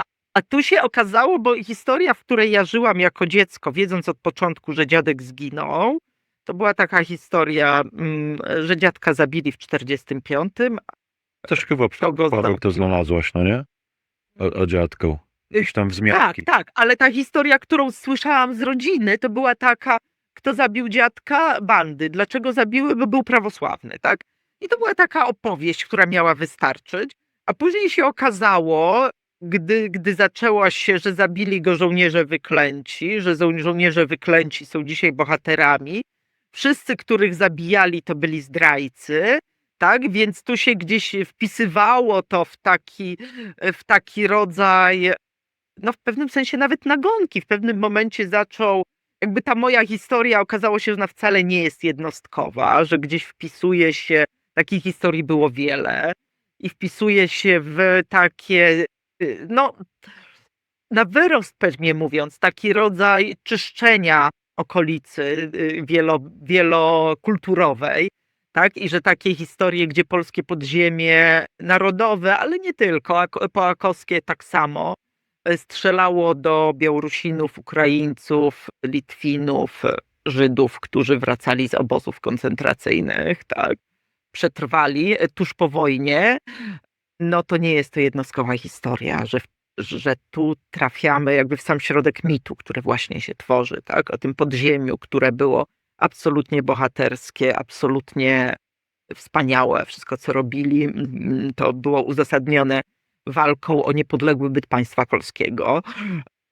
No i pod Hajnówką, w Hajnówce zaczęły iść marsze ku czci żołnierzy wyklętych, a zwłaszcza Romualda Rajsa, pseudonim Bury, który dla wielkiej części mieszkańców Hajnówki jest po prostu bezpośrednio mordercą ich babci i dziadków. Tak? Więc gdzieś, a tam idą marsze, które krzyczą Bury, Bury nasz bohater, a na drzewach zamiast liści będą wisieć komuniści, gdzie komuniści w tej narracji to są nasi przodkowie, czyli komuniści, czyli my, więc kacapy, czyli zaczęło się robić bardzo trudno i niewygodnie i mam wrażenie, że tutaj gdzieś dotykaliśmy traum, ja dotykałam traum grupowych, tak? No bo jedno to jest taki rodzaj traumy mojej mamy, mojej rodziny, gdzie rzeczywiście tutaj nie trzeba wielkiej psychologii, żeby zobaczyć, jak te traumy w rodzinach są dziedziczone.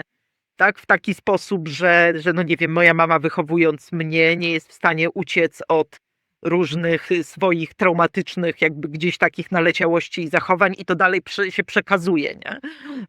No to tutaj te traumy grupowe, zaczęliśmy je dostrzegać coraz mocniej, ale że to jest trauma całej społeczności białoruskiej, ale też jakiś rodzaj traumy społeczności polskiej, podzielonej wtedy, ale też doświadczonej swoimi traumami, tak? I to wszystko dzisiaj próbuje się opowiedzieć w takiej dwubiegunowej historii heroiczno-zdradzieckiej, gdzie tu jest ta część polska jest heroiczna, ta część mniejszościowa jest zdradziecka. I to było dosyć trudne, bo po pierwsze, ja najpierw wpadłam sama w ogóle w te sidła, choć mi się wydawało, że jestem od tego daleka, bo tak się zaangażowałam w to, żeby opowiedzieć tę historię obiektywnie, wiedząc, że ja jako mniejszość od początku będą mi mówić, a to ty na pewno kłamiesz jako mniejszość, bo jesteś podejrzana z natury. To ja się stałam też podejrzliwa. Był taki moment, że czytałam wszystkich tych co gorszy nacjonalista, to lepiej, tak? Te historie wyklętych wszelkie. I wszystko sprawdzałam, co słyszałam ze swojej strony. No, ale w pewnym momencie zaczęłam czytać po prostu takich socjologów historii, socjologów społecznych, antropologów, którzy te mechanizmy gdzieś kształtowania się współczesnych hierarchii społecznych, tak, bardzo mocno wiążą z taką dominacją i byciem zdominowanym także jako mniejszość kulturowa, etniczna, wyznaniowa, tak? No i tam jakby gdzieś jak się tworzą mity i że one nie mają często zbyt wiele wspólnego z faktami, zwykle nie mają, tak? Odwołanie się do takich bardzo starych, archetypicznych wręcz relacji, gdzie na przykład kiedyś kozioł ofiarny, tak, kamieniowanie tego kozła ofiarnego, to był element oczyszczenia jakby społeczeństwa. Wybierano sobie jedną osobę, którą obwożono po mieście, kamieniowano, jakby symbolicznie kamieniowano całą przewinę społeczności. Społeczność się oczyszczała, mogła żyć dalej, tak? Wszystko co złe to jest to, my idziemy sobie dalej. No i tutaj w roli takich kozłów ofiarnych oczywiście zaczęły występować wszystkie mniejszości, czyli zabijano, bo byli winni, tak? To oni byli winni, to oni, tutaj ta moja historia zabicia dziadka, no to już też dosyć szybko wiedziałam, że to może mieć jakiś związek z tym okresem władzy sowieckiej 39-41, że dziadek był sekretarzem miejscowego Sielsowietu. Sielsowiet to jest był taki fasadowy, samorządowy organ powołany przez Sowietów, żeby legitymizować władzę sowiecką. Tak? Faktyczna sprawczość nie była wielka, symboliczna ogromna. Tak? I że skoro dziadek był tym sekretarzem, no to może to mieć związek, tak, że go... No ale dobra, więc chciałam tę historię zbadać i zobaczyć, jak to wygląda. No ale dosyć szybko okazało się, że no właśnie, że pytam, no ale kto jeszcze tam był, tak? No tam zabito w tego dnia 4 osoby w Łosośnie, oni wszyscy byli, to byli ci, co zdradzili, a my wszyscy tu jakby absolutnie nie popieraliśmy tej władzy, wprost przeciwnie. A jak poszłam do ludzi, okazało się, że to nie jest takie proste, tak? No bo niezależnie od wyznania, tu raczej były klasowe, bardzo duże podziały w takich katolickich wioskach, ale bardzo biednych wcześniej, słyszałam u ludzi, no i dobrze, jak ci Sowieci przyszli, to nareszcie mogliśmy pójść do szkoły. Tak, jakby gdzieś, a jakby nastanie państwa polskiego, no myśmy nie byli tacy entuzjastyczni, bo się baliśmy w tym 45, że znowu wróci ta bieda, tak? Okazało się, że gdzieś te oceny są różne. Jak pytam, no to kto do tego Sielsowietu poszedł? No to panowało milczenie wtedy, tak? Ktoś przypominał sobie, że no nasi przodkowie też tam byli, tak? Ja wiedziałam od cioci, że ten skład Sielsowietu był pomieszany. A dzisiaj, gdy zaczęto mocno mówić, to oni byli zdrajcami, dlatego ich zabiliśmy, no to zaczęłam szukać dokumentów, bo pamięć ludzka jest ulotna i podatna na wszelkie Manipulacje. manipulacje. Robimy to często nieświadomie, tak? Pokazujemy i dodajemy. Pokazujemy, dodajemy, przekonani, że tak jest. Tak?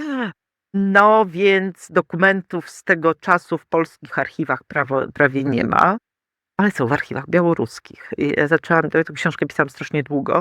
Zaczęłam ją na długo przed tą inwazją rosyjską na Ukrainę i przed tym zaostrzeniem stosunków dyplomatycznych, że jeszcze można było w tamtych archiwach być i można było prowadzić też badania.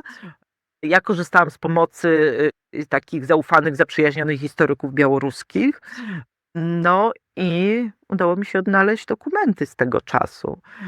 I to było bardzo ciekawe doświadczenie, no bo okazywało się, że no właśnie, że tak jak mówiłam o tym jakby mechanizmie kozła ofiarnego, no to był bardzo przydatny mechanizm, bo w Sielsowietach, w tych władzach takich fasadowych sowieckich byli wszyscy. Dzisiaj się najchętniej mówi, a tam byli sami Białorusini i Żydzi. Polacy wszyscy jak skała stali przy państwowości polskiej i nie zdradzili. Zdradzili Żydzi i Białorusini. Chętnie się mówi zwłaszcza o Żydach. Ja jako ktoś ze społeczności białoruskiej, jak szłam do tych takich lokalnych historyków, to oni mi podkreślali głównie żydowską winę, tak? Wiedząc, że ja tu się będę jakoś próbowała bronić, albo żeby nie robić mi przykrości najzwyczajniej w świecie. No a w tych dokumentach widać było, że wszyscy tam byli. Że w tych Sielsowietach w Kuźnicy, na przykład w Sielsowiecie, było także 2 członków na 7, którzy należą dzisiaj do takiego panteonu bohaterów, bo walczyli w wojnie polsko-bolszewickiej. Jeden walczył w wojnie polsko-bolszewickiej, a drugi jako ochotnik, a drugi był Halerczykiem. Tak? I walczył o niepodległą Polskę. Oni są dzisiaj wymieniani jako tacy bohaterowie lokalni. Nie ma tam wzmianki o tym, że byli w Sielsowiecie. No i w ogóle, tak, a mówi się, że Żydów tam było to najwyżej 2, jak nie, tak, większość stanowi. Ale byli, tak, tak, prawosławni też byli, no ale dzisiaj gdzieś to, no i gdy poszłam do jednego z takich lokalnych historyków, który pisze jasno, że ci Żydzi i Białorusini to oni w tym Sielsowiecie, oni zdradzili. Tak się złożyło, że on jest właśnie synem jednego z tych Polaków, dzisiaj wymienianych jako bohaterów, bo jako ochotnik zgłosił się do wojny polsko-bolszewickiej. Później był też w Sielsowiecie i mu pokazuję, mówię, na pewno go zmusili. Wszyscy Sowieci zawsze tak robili, że jakiegoś porządnego człowieka tam stawiali, tak? Żeby tą hołotę legitymizował. Więc ja mówię, biorę tą listę, mówię, dobra, to niech mi pan powie, kto tu jest hołotą. Tak, tu pana ojciec, rozumiem, że on legitymizował. Tu jakiś inny katolik. No, chyba tak, go nie pamiętam. No dobra, to weźmy teraz tych prawosławnych. Hołota? No nie, to szanowany człowiek, nauczyciel, coś tam, absolutnie. Ten drugi, a to katolik, urzędnik, tak, absolutnie szanowany człowiek. No Żydów oni zniknęli później. Tak, więc pytam go, czy cokolwiek złego spotkało z tych Polaków, co też byli w Sielsowiecie. Nie wymienia się dzisiaj wobec nikogo jakichś konkretnych nie ma zarzutów, tak? Czy kogoś z tych Polaków coś złego spotkało? No nie, oni siedzieli później w pierwszych ławkach w latach 80., 90. kościelnych. Gdzieś ta historia zaczęła być opowiadana tak, że gdzieś, jakby to powiedzieć, te trudności i niejednoznaczności, bo ja nie oceniam tych, co byli, nie byli w Sielsowiecie, nawet tego bohatera wojny polsko-bolszewickiej albo Halerczyka, no bo jak mówi jego syn, pewnie został zmuszony. Niewykluczone. Tak? Niewykluczone. Czasy były paskudne i trudne i być może nie miał innego wyjścia. Tak samo jak mój dziadek nie miał innego wyjścia. Był człowiekiem wykształconym, jeszcze z bieżeństwa właśnie. No i opowieść jest taka, że Gdy było zebranie, no to zapytali, zebranie zwołane przez tą nową władzę, zapytano, kto u was gramotny, tak? Kto umie pisać, kto umie liczyć, bo my potrzebujemy sekretarza. No to wszyscy wskazali Kuryło i wszyscy go wybrali, tak? I on jak się chciał z tego wymigać, bo wiedział, że to nie jest, że wolałby po prostu żyć swoim życiem i nie angażować się w tak ryzykowne przedsięwzięcia, no to usłyszał, a no to ty pomieszczyk, czyli obszarnik i u ciebie tak samo parobek jeść. No i był, rzeczywiście był. Ziemi mieli dosyć dużo, no i nie było dyskusji. Te historie były jakie były. Gdzieś jak sobie czytałam w dokumentach odnalezionych w tym Grodnie, wygląda na to, że te sielsowiety lokalne w okolicach Kuźnicy, także Kuźnicki, one tam są w tych dokumentach sowieckich oceniane jako bardzo słabe. W sensie, że niezaangażowane, że owszem zdają te dostawy obowiązkowe, ale niechętnie, a ci urzędnicy sielsowietu bronią miejscowej ludności i przysyłamy im w związku z tym kogoś od nas, żeby ich tam naprawił. Wydaje się, że nie były to jakieś takie twory, znaczy nie znalazłam tam niczego, co by uderzało bezpośrednio w jakichś członków sielsowietu. Czy to katolików, czy to Żydów, czy to prawosławnych, tak? Były to organy dosyć fasadowe. Nie można oczywiście wykluczyć i jakby jak rozmawiałam z historykami, no to one realnej władzy dużej nie miały, ale oczywiście nie można wykluczyć, że ktoś wykorzystywał tę władzę dla swoich prywatnych rozrachunków, jak i nie można wykluczyć, że krył na przykład, korzystając z tej władzy, ludzi z okolicy, na których mu jakoś zależało, tak? Że kogoś ocalił. Nie ma tutaj żadnych dokumentów, które by to potwierdzały lub zaprzeczały. No więc gdy tak pytam, no dobra, no to czym mogli zawinić? Ano pewnie tym, że jak były wywózki, to przecież oni wywozili. No ale jak rozmawia się z historykami, zwłaszcza tutaj u nas w Muzeum Pamięci Sybiru, no to oni na podstawie wieloletnich badań, które prowadzą, mówią, że listy układali tak, jakby te listy były zanim i kategorie ludzi do wywożenia były dosyć zobiektywizowane, tak? I układali to urzędnicy sowieccy jeszcze. Że owszem, mogło się zdarzyć, że ktoś coś, tak? Że ktoś tu kogoś, ale że tutaj nie było tak dużego ruchu, że to było, że ta opowieść o tym, że przychodzi Żyd i mówi o tego bierzcie, jest absolutnie nieprawdziwa, tak? Bo tak nie mogło być, bo wiadomo było, kogo się wywozi. Nie wiem, leśniczych, gajowych, sołtysów, rodziny wojskowych, tak? W każdej wywózce to tak wyglądało. No i też pech chce, że z tych okolic, o którym, pech w cudzysłowiu, o którym mówimy, te wywózki były nieliczne. Nie dlatego, że ten sielsowiet był taki wspaniały, tylko dlatego, że tam nie mieszkali ludzie, którzy byli na tych listach, tak? Nie było tam jakby zbyt wielu terenów leśnych, więc nie było leśników, nie mieszkały tam rodziny wojskowych, tak? Więc tych wywózek nie było dużo. No i dochodzimy tutaj do czegoś takiego, że gdy tą przeszłość II wojny światowej chciano opowiadać, to znowu sięgnięto po taki prosty mit, że były to skomplikowane czasy, bo były. Że czasami ludzie z różnych powodów musieli dokonywać wyborów, Bo taki był czas. znaczy, że gdzie każda z wyjść było mało moralne, powiedzmy sobie, tak? Musieli się w coś umoczyć czasami. Takie były czasy, tak? Takie były czasy.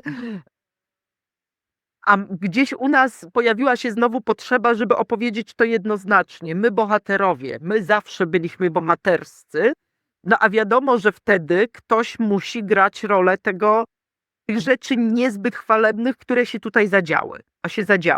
No i znowu jest ten prastary mechanizm, to wrzućmy teraz tą całą winę złego,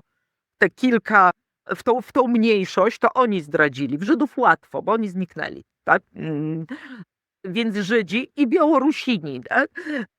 żeby nasza wspólnota, żeby zastrzeliliśmy kilka osób i to w nich włożymy tą całą winę Sielsowietu, tak? Że to oni kolaborowali, a my wszyscy dzisiaj, choć byliśmy w tym samym Sielsowiecie, możemy już spać spokojnie, tak? I gdzieś te prastare mechanizmy i będziemy o tym pamiętać właśnie tak, że oni są zdrajcy, my jesteśmy bohaterami, tak? Zabili? Dlaczego zabili? No widocznie był winien, skoro zabili. Zobacz, tych nie zabili, tych nie zabili, tych nie zabili. To jest taki bardzo typowy mechanizm uzasadniania post factum. Tak? Dlaczego zabito Żydów, którzy się ukrywali w lesie? No dlatego, że byli kolaborantami. Jakby choć to uzasadnienie zaczęto tworzyć bardzo szybko, nawet jak się zajrzy do dokumentów podziemia, to bardzo często są tam zapiski, wracając z akcji takiej a takiej, zlikwidowaliśmy kolaborantów żydowskich. Nie znamy ich nazwisk, bo coś tam, ale było ich tam, nie wiem, 7 dorosłych, 10 dzieci, wszystkich zabiliśmy. Nie znamy ich nazwisk, ale wiemy, że są kolaborantami sowieckimi, tak, z czasów, więc gdzieś to uzasadnienie zaczęto tworzyć bardzo wcześnie, tak, jakby niezależnie od rzeczywistej historii tych ludzi, no po prostu likwidowaliśmy, brzydkie słowo, tak, zabijaliśmy Żydów ukrywających się, nie interesowało nas, jakie mieli poglądy, a nawet gdyby mieli, to nie jest uzasadnienie do likwidowania kogoś, tak, więc gdzieś ta mitologia stała się szczególnie ważna na początku lat 2000, tak? Gdzie jasno dzieliliśmy, ci są bohaterami, Bury i cała drużyna jest bohaterami, Zaleszany, mieszkańcy są komunistami, zlikwidowaliśmy ich, chociaż żadne dokumenty, żadne śledztwa, także to IPN-owskie nie dowodzi tego, a to, że wśród zabitych chyba zdecydowaną większość stanowiły kobiety i dzieci, małe dzieci, bardzo małe dzieci. Jakby powinna nam się zapalić lampka, tak? Że tutaj nie da się tak jasno podzielić, że to jest jakby element trudny, który się zdarzył i który się bardzo często dzieje, zwłaszcza na pograniczu, zwłaszcza w sytuacjach wojenno-powojennych, tak? Gdy jakby tą całą złożoność chcemy unieważnić i tylko podzielić to, my jesteśmy czyści, my zawsze bohaterowie, Polska męczennikiem narodów, a tu są właśnie ci z nożem w zębach, którzy chcieliby za wszelką cenę nam ten nóż wbić. No to jakby mieszkając na pograniczu wiemy doskonale, że takie schematy źle działają. Tak, że z jednej, tak, chcemy, żeby to było tak magicznie, żebyśmy wszyscy tak dobrze żyli, odwiedzali się w święta i w ogóle super. No, ale nie da się dobrze żyć, gdy patrzymy na tą mniejszość jako na zdrajców. Gdy myślimy o nich, że to przez nich cierpieli nasi przodkowie zawsze, tak? To bardzo mocno, jak poszłam do tych wiosek pod Łosośną, skąd pochodzi moja mama, mój dziadek pochodził, do tych starszych panów, no to widać było w nich emocje, które ten podział ciągle wywołuje, tak? Że oni autentycznie mieli często poczucie krzywdy, bo prawosławni to są ci, przez których cierpieli nasi przodkowie w II wojnie światowej i wcześniej za cara, tak? No bo to przecież oni nas tu rusyfikowali. Z prawdą nie ma to nic wspólnego, tak? Ale bardzo kształtuje relacje, tak? Że te nieprzepracowane historie, te historie, gdzie całą skomplikowaną, niejednoznaczną jakby przeszłość wkładamy w te ramki, bo oni źli, a my dobrzy, nie da się tak dobrze żyć. Nie da się w taki sposób budować takiego dojrzałego społeczeństwa, które, żeby już tak wzniośle powiedzieć, które w tych czasach, w których my teraz żyjemy, tak? Gdzie trochę siedzimy też na takiej beczce prochu, no to nie da się tak dobrze żyć, bo raczej tu wtedy natychmiast ożywają stare podziały. Ty, Kacap, to na pewno zdrajca i z Putinem, a my tutaj, tak? A wiemy doskonale, a my tu bohaterowie, więc no skoro tak, to ty jedź tam, albo no dzisiaj to dosyć niebezpieczne, żebyś tu była 5. kolumną. Więc gdzieś rzeczywiście w takich sytuacjach ważne jest, żebyśmy jednak trochę te mity zostawili i spojrzeli uczciwiej na historię, żeby nas to budowało.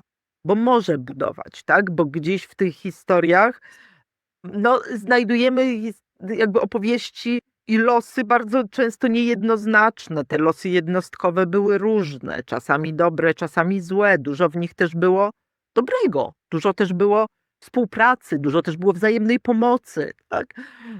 Ale gdzieś to nam to tracimy z takiego pola widzenia, gdy wpiszemy to w schemat my ofiary, wy zdrajcy.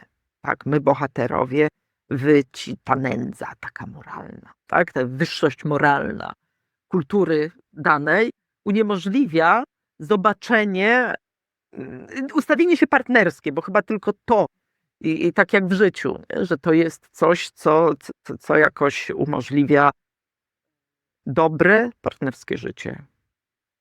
Właśnie. I muszę ci to powiedzieć, wiesz, bo odnośnie jakby kolejnego pytania. Dotykasz takich bardzo niewygodnych tematów, politycznie niepoprawnych. Odgrzebujesz tą jakby zasypaną tożsamość, zasypaną historię, z której nie za bardzo się mainstream ani chce odnieść, ani chce o niej pamiętać. No bo jest to politycznie od razu, nie jest to temat, który będzie dobry. Ja pamiętam taki moment, gdzie ty napisałeś tą książkę, już było wiadomo, o co chodzi, promocyjne jakieś tam spotkania, i gdzieś tam chciałam się wybrać, ale akurat nie mogłem. Mówię tam w swoim towarzystwie, kurczę, chciałam iść na spotkanie, wtedy Agnieszka poszła, na spotkanie z Anetą odnośnie książki. I kurno, wtedy padło takie piękne słowo, mówi, pieprzenie kacapów. I ty jesteś w środowisku odbierana właśnie za takiego ortodoksa, prawosławnego, właśnie kacapa. Mówi o niewygodnych rzeczach. Ciężko się tam z nią rozmawia. Co jak widać absolutnie nie ma uzasadnienia. I chciałem się zapytać, co jakby w twojej świadomości pisarskiej się zmieniło od tamtej pory, bo też nawiązujesz do tego Białegostoku. Ja go pamiętam bardzo dobrze z lat 90., gdzie tutaj hordy skinheadów było i my się napieprzaliśmy kurna co chwila z łysymi. I ten Białystok zawsze był biały. Zawsze. Tylko my o tym nie mówimy. My mamy bardzo ogromny background, taki nacjonalistyczny bardzo mocno. I to Choć jeszcze wtedy tego nie nazywaliśmy, Tak, nie? W tych tak. 90. też to pamiętam. dokładnie. No i właśnie, co ciebie to kosztowało? Wiesz co, ja myślę sobie, że w ogóle życie jest kosztowne, tak? Że mi to więcej dawało niż kosztowało. To znaczy, ja jestem z tych ludzi, którzy źle funkcjonują, gdy to brzmi bardzo wzniośle, gdy się mówi, gdy jakby żyją w takim rodzaju kłamstwa. Tak? Jak gdzieś mój umysł jest tak zbudowany, że ja muszę to sobie poukładać tak, jak było i wobec tego się słabo się oszukuję. Tak? Jak już coś zauważę, to mi to już nie gra. A też jestem przekonana, że nie tylko ja tak funkcjonuję. Tak? Jakby nie musimy używać tych wielkich słów życia w prawdzie, ale obraz świata powinien się zgadzać nam. Tak? Można uciekać, ale ucieczki są słabe, mózg nasz pracuje. Także społecznie. Jak coś się nie zgadza, to jest słabo. No i dlatego ja mam poczucie, znaczy jest takie proste słowo uczciwość. Tak, bycie uczciwym wobec siebie, to chyba jest jakby podstawa życia. Tak, że bycie uczciwym wobec siebie i bycie serio, to znaczy możemy się wygłupiać na różne tematy, ale trzeba siebie traktować serio. Tak jak udawanie przed sobą i kłamanie przed sobą, to nie jest traktowanie się serio. Tak samo trzeba traktować innych ludzi z szacunkiem dla ich rozumu, ale też ich emocji. Tak? No i tak jak mówiłeś, Aneta, to ta właśnie, jak kacapskie brednie, czy jak to było? Tak, Arabskie pieprze. kacapskie pieprzenie. No właśnie to kacapskie środowisko też nie do końca jest zadowolone z takiego pieprzenia, bo to też jest tak, jakby gdzieś jakbyśmy wyszli chwilę ze swojej bańki, to ta kacapska bańka też jest.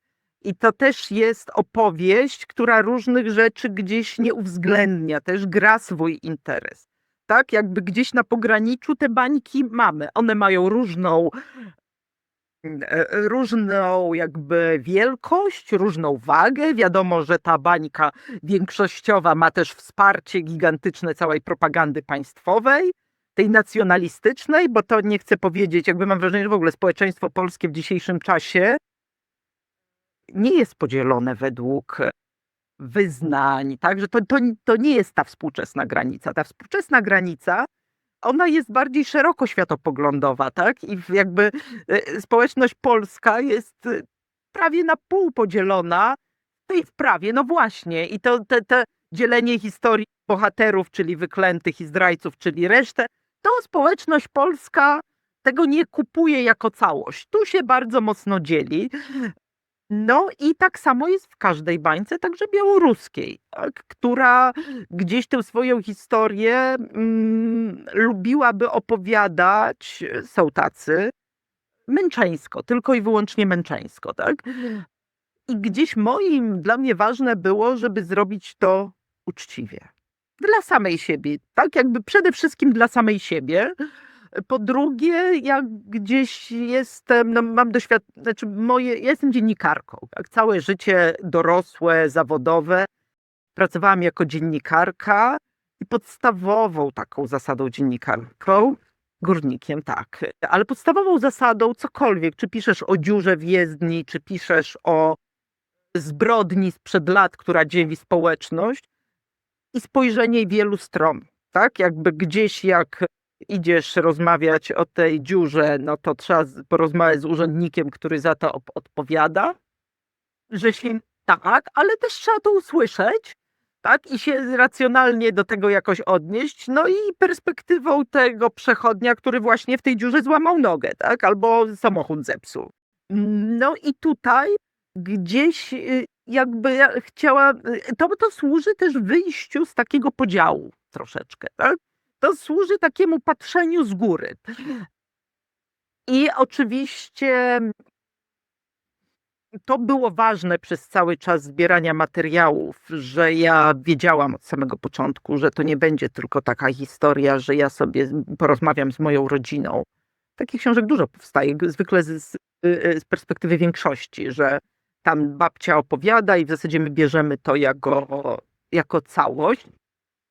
Że ja w te wszystkie rzeczy musiałam wywrócić do góry nogami, musiałam je sprawdzić, musiałam poszukać, i wiele rzeczy ciekawych znalazłam, poszukać różnych takich pęknięć, tak jak jest tam historia dziadka ciotecznego, dziadzia Major, który mówiło się, ja żyłam w świecie, gdzie mówiło się, bo mój brat był majorem w Wojsku Polskim.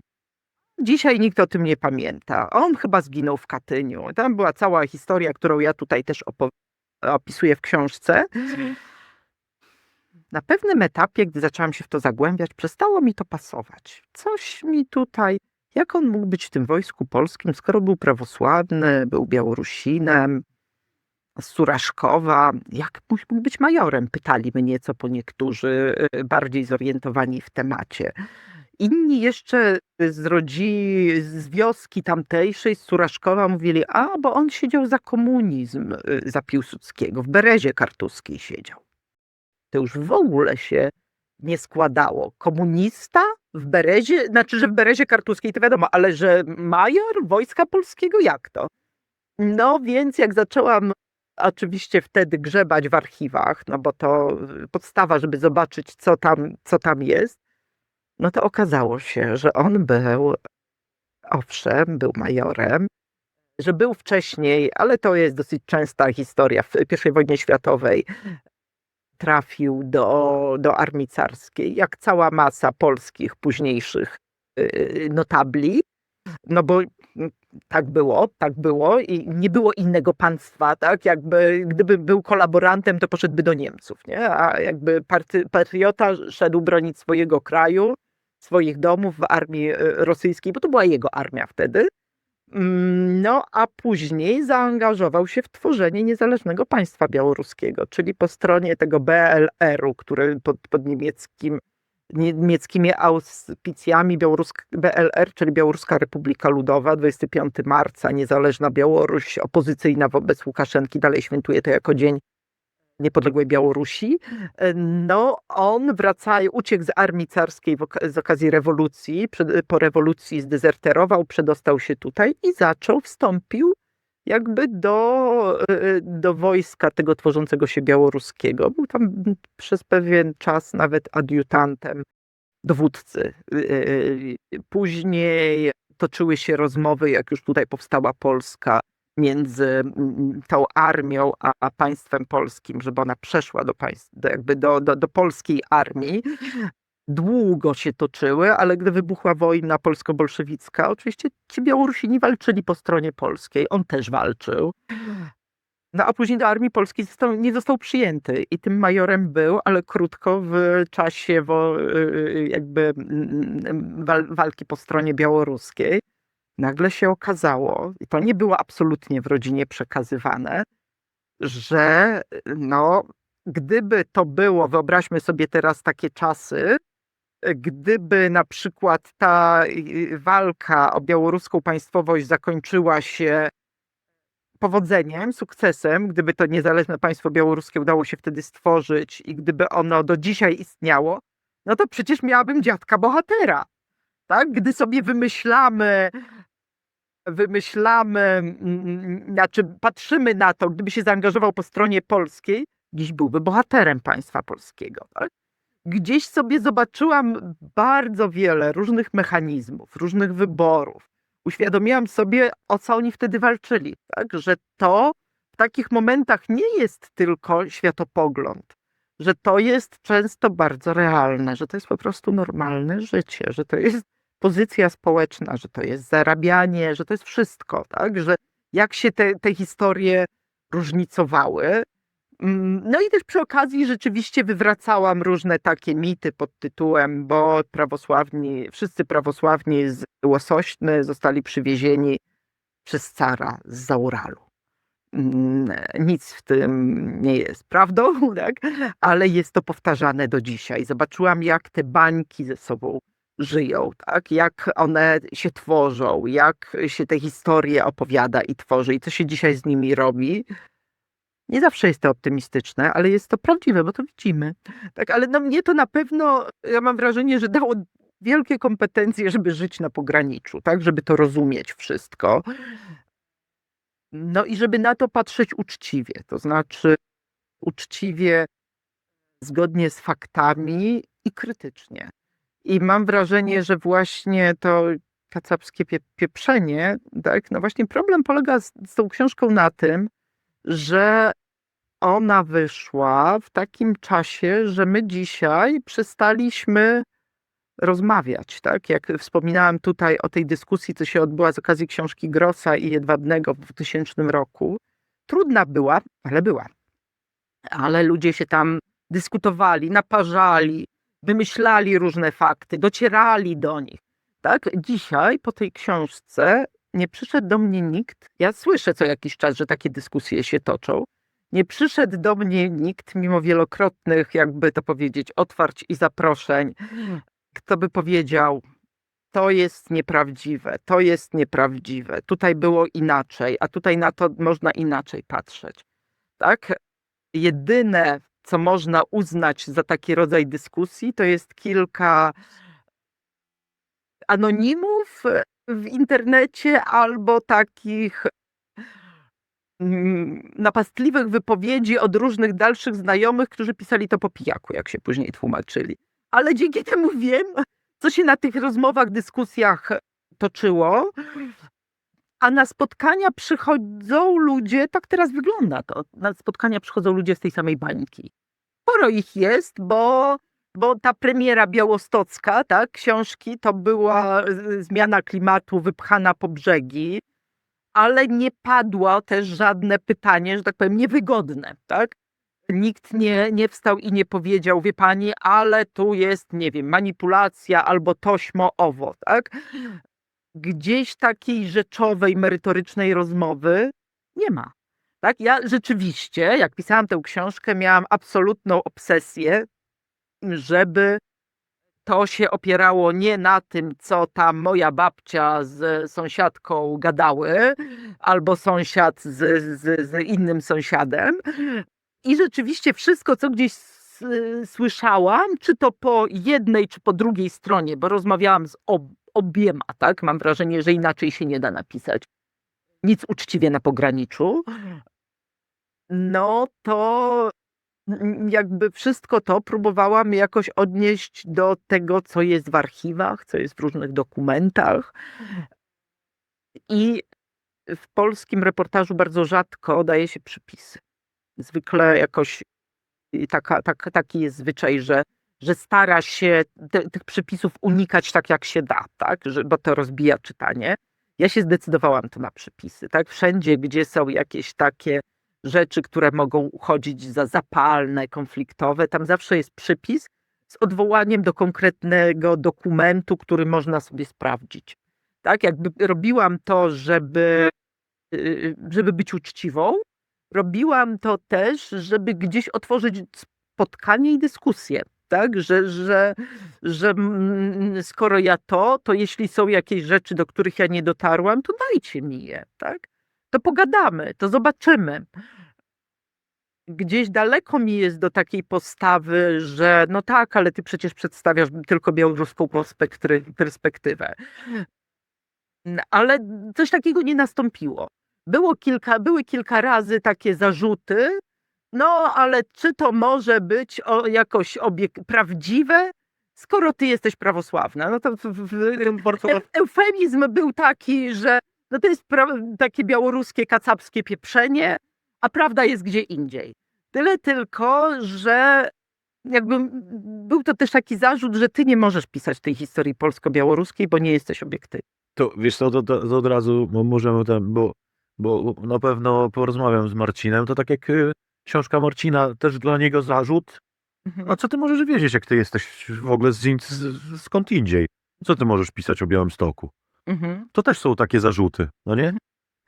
To my tylko możemy o tym napisać. Tak. To po pierwsze, a po drugie ja wtedy na taki zarzut pytam ludzi, okej, ale czy wy, jako Polacy etniczni, tak się utożsamiający z tymi polskimi, w przeciwieństwie do nas ruskich, tak, na Podlasiu, czy wy możecie pisać, no skoro wy też jesteście zaangażowani? Czy w tej sytuacji o relacjach trudnych polsko-białoruskich mogą pisać tylko, nie wiem, Niemcy? Może Czesi, bo oni są zawsze tacy bardziej, tak, lubiani u nas. No i czasem zadaję takie pytanie, no dobra, to jeśli tak uważacie, że to jest nieobiektywne, to musielibyśmy, bo ja jestem Białorusinką, prawosławną Białorusinką, no to musielibyśmy wywalić do kosza w tej sytuacji wszystko, co Polacy napisali o zbrodni na Wołyniu, gdzie są pozycji ofiary, tak? A piszą o tym dużo i to my to uważamy, tak? No, zupełna analogia. No to rzeczywiście wtedy mówią, no tak, no rzeczywiście, no to chyba bez sensu, tak? Znaczy, że gdzieś mnie się wydaje, że pozycja bycia zaangażowanym jest ważna, bo tak przywołany tutaj Marcin Kącki, którego książka Białystok, Biała Siła, Czarna Pamięć, mam wrażenie, że naruszyła pewne tabu, tak? Że ona wprowadziła do przestrzeni publicznej rozmowę o czymś, o czym u nas się tylko szeptało, najlepiej w swoich kręgach. To jest niebywała zasługa, tak? Wydało to wydawnictwo Czarne. Temat tabu, który krąży wszędzie, wszyscy o tym wiedzą. Absolutnie jego pozycja. To jest właśnie to, nie dotykajmy tego. Ale on jako człowiek z zewnątrz mógł to zrobić. Ja pamiętam też wtedy, że mi tą książkę przyniosła koleżanka, mówiąc, że u nas to nikt o tym się nie odważył napisać. I to prawda. Tak więc taki Marcin Kącki z Poznania odwalił tu kawał dobrej roboty. Ale Marcin Kącki ani inni nie czytają pewnych naszych zależności. Nie czytają, tak, tego całego doświadczenia pogranicza, gdzie cała masa ukrywa się w takich niuansach, nawet ten kacap, tak? Gdzieś jak to słowo, że ma różne znaczenia, ale gdzieś tą pozycję ja natychmiast wychwytuję. Tak, mało tego, ja śmieję teraz, bo szukam mieszkania.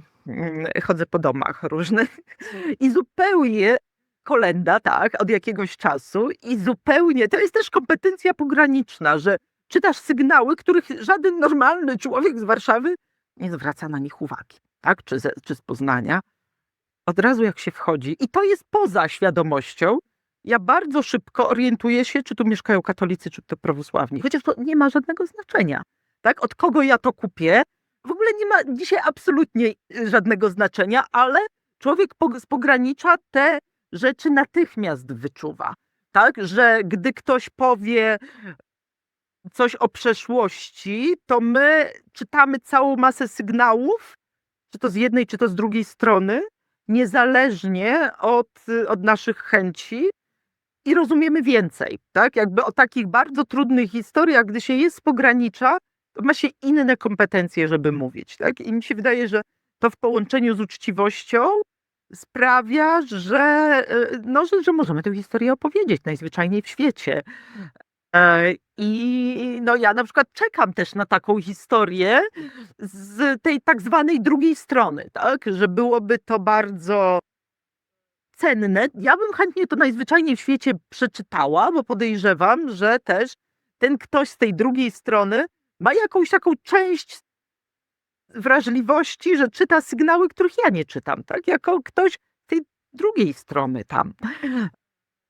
Na razie to nie powstało, ale na przykład na spotkaniach autorskich, choć nie przychodzili ci, co właśnie mówią później, że to jest kacapskie pieprzenie, oni nie przyszli nigdy, ale przychodzili bardzo często ludzie właśnie z Kuźnicy, z tamtych okolic, z tej, tak jakby to powiedzieć, sytuowani niby z tej drugiej strony, tak? Rodzina, jakby to powiedzieć, tych tak zwanych żołnierzy wyklętych, dla których to też nie jest. I ja początkowo myślałam, że oni będą bardzo niezadowoleni, że im się to nie będzie podobało. A oni czasem mówili, wiecie, jak dobrze, że to pani to napisała, bo ja też tego nie rozumiem. Wiem, że coś jest, bo w rodzinie o tym się nie mówi. W ogóle nie wiem, o co chodzi, ale też czuję, że coś tu jest na rzeczy, tak? Zdarzało się, że ci ludzie prowadzili swoje różne badania i bardzo szybko trafiali na tą moją książkę i nawiązywaliśmy kontakty. I dalej gdzieś ta historia idzie i im też opowiada jakoś świat, jest takim brakującym elementem. Tak?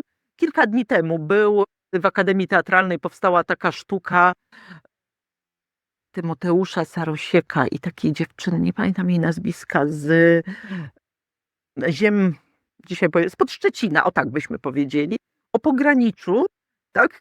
I ten pomysł też jest jakoś, bo Tymoteusz jest z okolic, które ja opisuję, spod Łosośny, tylko on jest z tej polskiej strony, tak? Polskiej, szlacheckiej, choć wcale nie wykluczone, bo ja też miałam tam jedną babkę, prababkę szlachciankę, jak się okazuje. I chyba my nawet jesteśmy jakoś daleko spokrewnieni, ale no dla niego on twierdzi, że to jest taki brakujący element układanki, że on to pogranicze chce sobie opowiedzieć i czuje, że to jest coś więcej niż tylko w rodzinnej historii się zamyka, tak? Że ta różnorodność gdzieś mu bardzo stworzył sztukę swoją na ten temat, więc ja się z tego bardzo cieszę, bo właśnie mam wrażenie, że to jest taki rodzaj spotkania, tak? To, co było najważniejszym doświadczeniem pisania tej książki, to właśnie spotkanie. To właśnie pójście, przełamanie często siebie, żeby pójść do tych starszych panów, strażników pamięci żołnierzy wyklętych, siąść naprzeciwko i zapytać, tak? Nie kryjąc, kim ja jestem. I to się udało i to były chyba bardzo, dla mnie to były jedne z najbardziej przejmujących momentów, że oni mi mówili, wie pani, myśmy znali ich wszystkich, pani babcie, pani wujka, ciocie, mamę, ale i sąsiadów tych wszystkich, makalów i tak dalej, ale myśmy z nimi nigdy na ten temat nie rozmawialiśmy, a przecież widywaliśmy się tak często. Nigdy żeśmy nie mówili o tym. Ja czułam, że gdzieś oczywiście tu za mną stoi moje zaplecze dziennikarskie i ta pierwsza książka, że oni widzieli we mnie jednak rodzaj partnerki i to było kłopotem też, bo gdzieś wytrącało przez moment ich to z tej opowieści, w której oni żyli, że oni mogli, że otwierały się jakieś takie furtki do rozmowy i porozumienia. One później często się zamykały, bo gdy następny raz przychodziła, mówi, nie wie pani, ale jednak ci tam, co zabili, to byli bohaterami. No trudno, no zabili, bo zabili. No. I jakby gdzieś ta narracja zabili, bo był zdrajcą, a nasi byli bohaterami, choć też byli w Sielsowiecie. O tym nie będziemy pamiętać. I nie napisaliśmy do dzisiaj w ich biografiach na stronie gminy Kuźnickiej. One tam ciągle wiszą. A dokumenty, tak, jakby dostarczyłam gdzie trzeba, nie uwzględniono tego czasu ich w Sielsowiecie. Jakby nastąpił powrót do tych samych stanowisk i pozycji, ale ja mam wrażenie, że ten moment, gdy siedzimy naprzeciwko, patrzymy sobie w oczy i gdzieś widzimy, że te narracje tradycyjne się trochę rozsypują i że dobrze byłoby zbudować coś nowego. Zbudować coś, co będzie nas wspólnie budowało, tak? Co będzie z nas tworzyło społeczność, tak? Że to jest coś, dlaczego warto i chociaż nie widać tutaj powodzenia. Dzisiaj mamy czas w całej Europie i na całym świecie takiego przewrotu nacjonalistycznego, no to, że to jednak buduje mimo wszystko malutkimi kroczkami. Także to spotkanie jest najważniejsze. Spotkanie, myślę sobie, że także dla tych, którzy zasklepieni w swojej wersji mówią, że to jest kacapskie pieprzenie i na wszelki wypadek nie będą tam zaglądać, to mówienie jest właśnie takim rodzajem lęku, bo oni przecież są często bardzo mądrymi ludźmi i wiedzą, że ta historia o dwubiegunowym świecie, ona nie jest prawdziwa. Dwubiegunowy świat nie istnieje. Tak? Świat jest bardzo skomplikowany, świat jest bardzo złożony i to jest w nim nawet piękne, a na pewno jest rzeczywiste. Tak? Że jeśli chcemy być w kontakcie z tym światem, no to nie ma sensu utrzymywać tego takiej wizji, która nam samym się kruszy. Więc chyba tak. Piękne słowa o nadziei. Nadziei takiej, której my sami musimy wyciągnąć rękę, żeby rozmawiać. Rozmawiać o rzeczach trudnych, które być może dotykały naszych dziadów, pradziadów. I babci, prababek. Bo zawsze te kobiety chciałabym też, żeby wróciły oprócz Białorusinów. Nie, żeby one po prostu wróciły, tak? Bo ta historia bieżeństwa na przykład zupełnie zapomniana. Tak, to są bohaterki. Ja wiem o tym. Tak? Ja jakby czytałem o tym wszystkim, że Wszystko jest wiem, przedmiot że życia. Tak? to na ich barkach było to przeważnie ta podróż i ten powrót. Codzienne życie, nie? Że to jest równie tak jak teraz, to się patrzy, jak patrzymy sobie na przykład na Ukrainę, gdzie rzeczywiście na froncie giną kobiety też, tak? Ale gdzie giną ludzie, gdzie giną żołnierze, żołnierki. I to jest absolutnie coś, przed czym nie sposób nie chylić czoła. No to też takim rodzaju, i to jest ważne, tak? Ale równie ważne, inne jest to, żeby było o co walczyć, to musi być dla kogo walczyć, tak? Ci, którzy wzięli które wzięły na siebie przetrwanie tych, co zostali, czyli dzieci, tak naprawdę dzieci, najmłodszych, kultury, tak? Że to jest ta codzienna, niewidoczna często praca, no, którą nasza kultura lubi pomijać, a która nie jest do pomijania i która często jest, no jakby warto to widzieć, tak? Warto widzieć różnorodność. Uwierz mi, że mam ogromny szacunek dla kobiet. Byłem wychowywany w wielodzietnej rodzinie. Moja babcia miała 13 dzieci. Wow. Dostała order Matki Polki. Mhm. Bo to za iluś synów się dostawało. Gdybym ja same córki nie dostałabym. Więc wiem, jak wyglądało wtedy dzieciństwo. Jak jej życie wyglądało, nie? Jakim było eksploatującym doświadczeniem, chociażby te same ciąże, porody i karmienia. 13 porodów. Prawie rodziła gdzieś tam w polu. Karmiąc inne dziecko. Dokładnie tak, więc uwierz mi, że ten szacunek u mnie jest dozgonny do babci Leontyny. I tym oto akcentem pięknym o kobietach zakończymy tą piękną rozmowę. Dziękuję Ci, Renato. Dziękuję. Było bardzo poruszające, bardzo dobre i zachęcam do przeczytania książek, Twoich reportaży, bo są naprawdę, jednym słowem, świetne. Dziękuję ci bardzo. Ja też zachęcam i do czytania, ale też do rozmów, tak? Do tego, żeby gdzieś znajdywać taką szczelinkę i spróbować tak siąść tak, jak my sobie siedzimy, tak? Zaczynajmy od tych Patrząc w oczy twoich sąsiadów. zaczynajmy, rozmawiajmy. Nie, Słuchajmy. Facebooka. Ja mam wrażenie, że to, co jest teraz bardzo trudne, to słuchanie, że my chcemy mówić swoją wersję. I to też jest na jakimś etapie życia ważne i fajne, ale w pewnym momencie powinniśmy dojrzeć do tego, żeby ciekawe dla nas stało się usłyszenie, bo tylko to sprawia, że się rozwijamy. My dorośli, nie mówię teraz o 12-latkach, które za wszelką cenę muszą opowiedzieć to, kim są, bo jeszcze tego sami nie wiedzą. My już jesteśmy na tyle dojrzałym, a mamy tak dobre czasy, mimo napięcia. To jest taki czas, że jesteśmy bezpieczni. Mamy co jeść. Bardzo bogato nawet, widać. Ale że to jest też taki moment, że możemy tu poszerzyć to i spróbować poszerzyć gdzieś kontekst i spróbować usłyszeć innych. Usłyszeć tą drugą stronę. Nawet jak się z tym nie zgadzamy, to dajmy sobie szansę, nie żeby tłumaczyć od razu, bo to przecież było inaczej.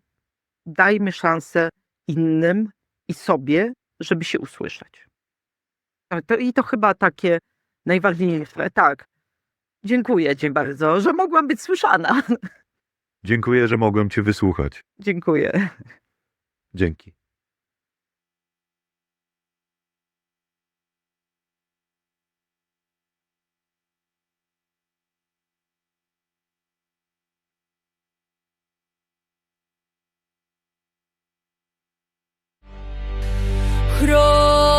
Rozmowy ostateczne. Rozmowy ostateczne na kanale Bez Stołku. Zapraszamy.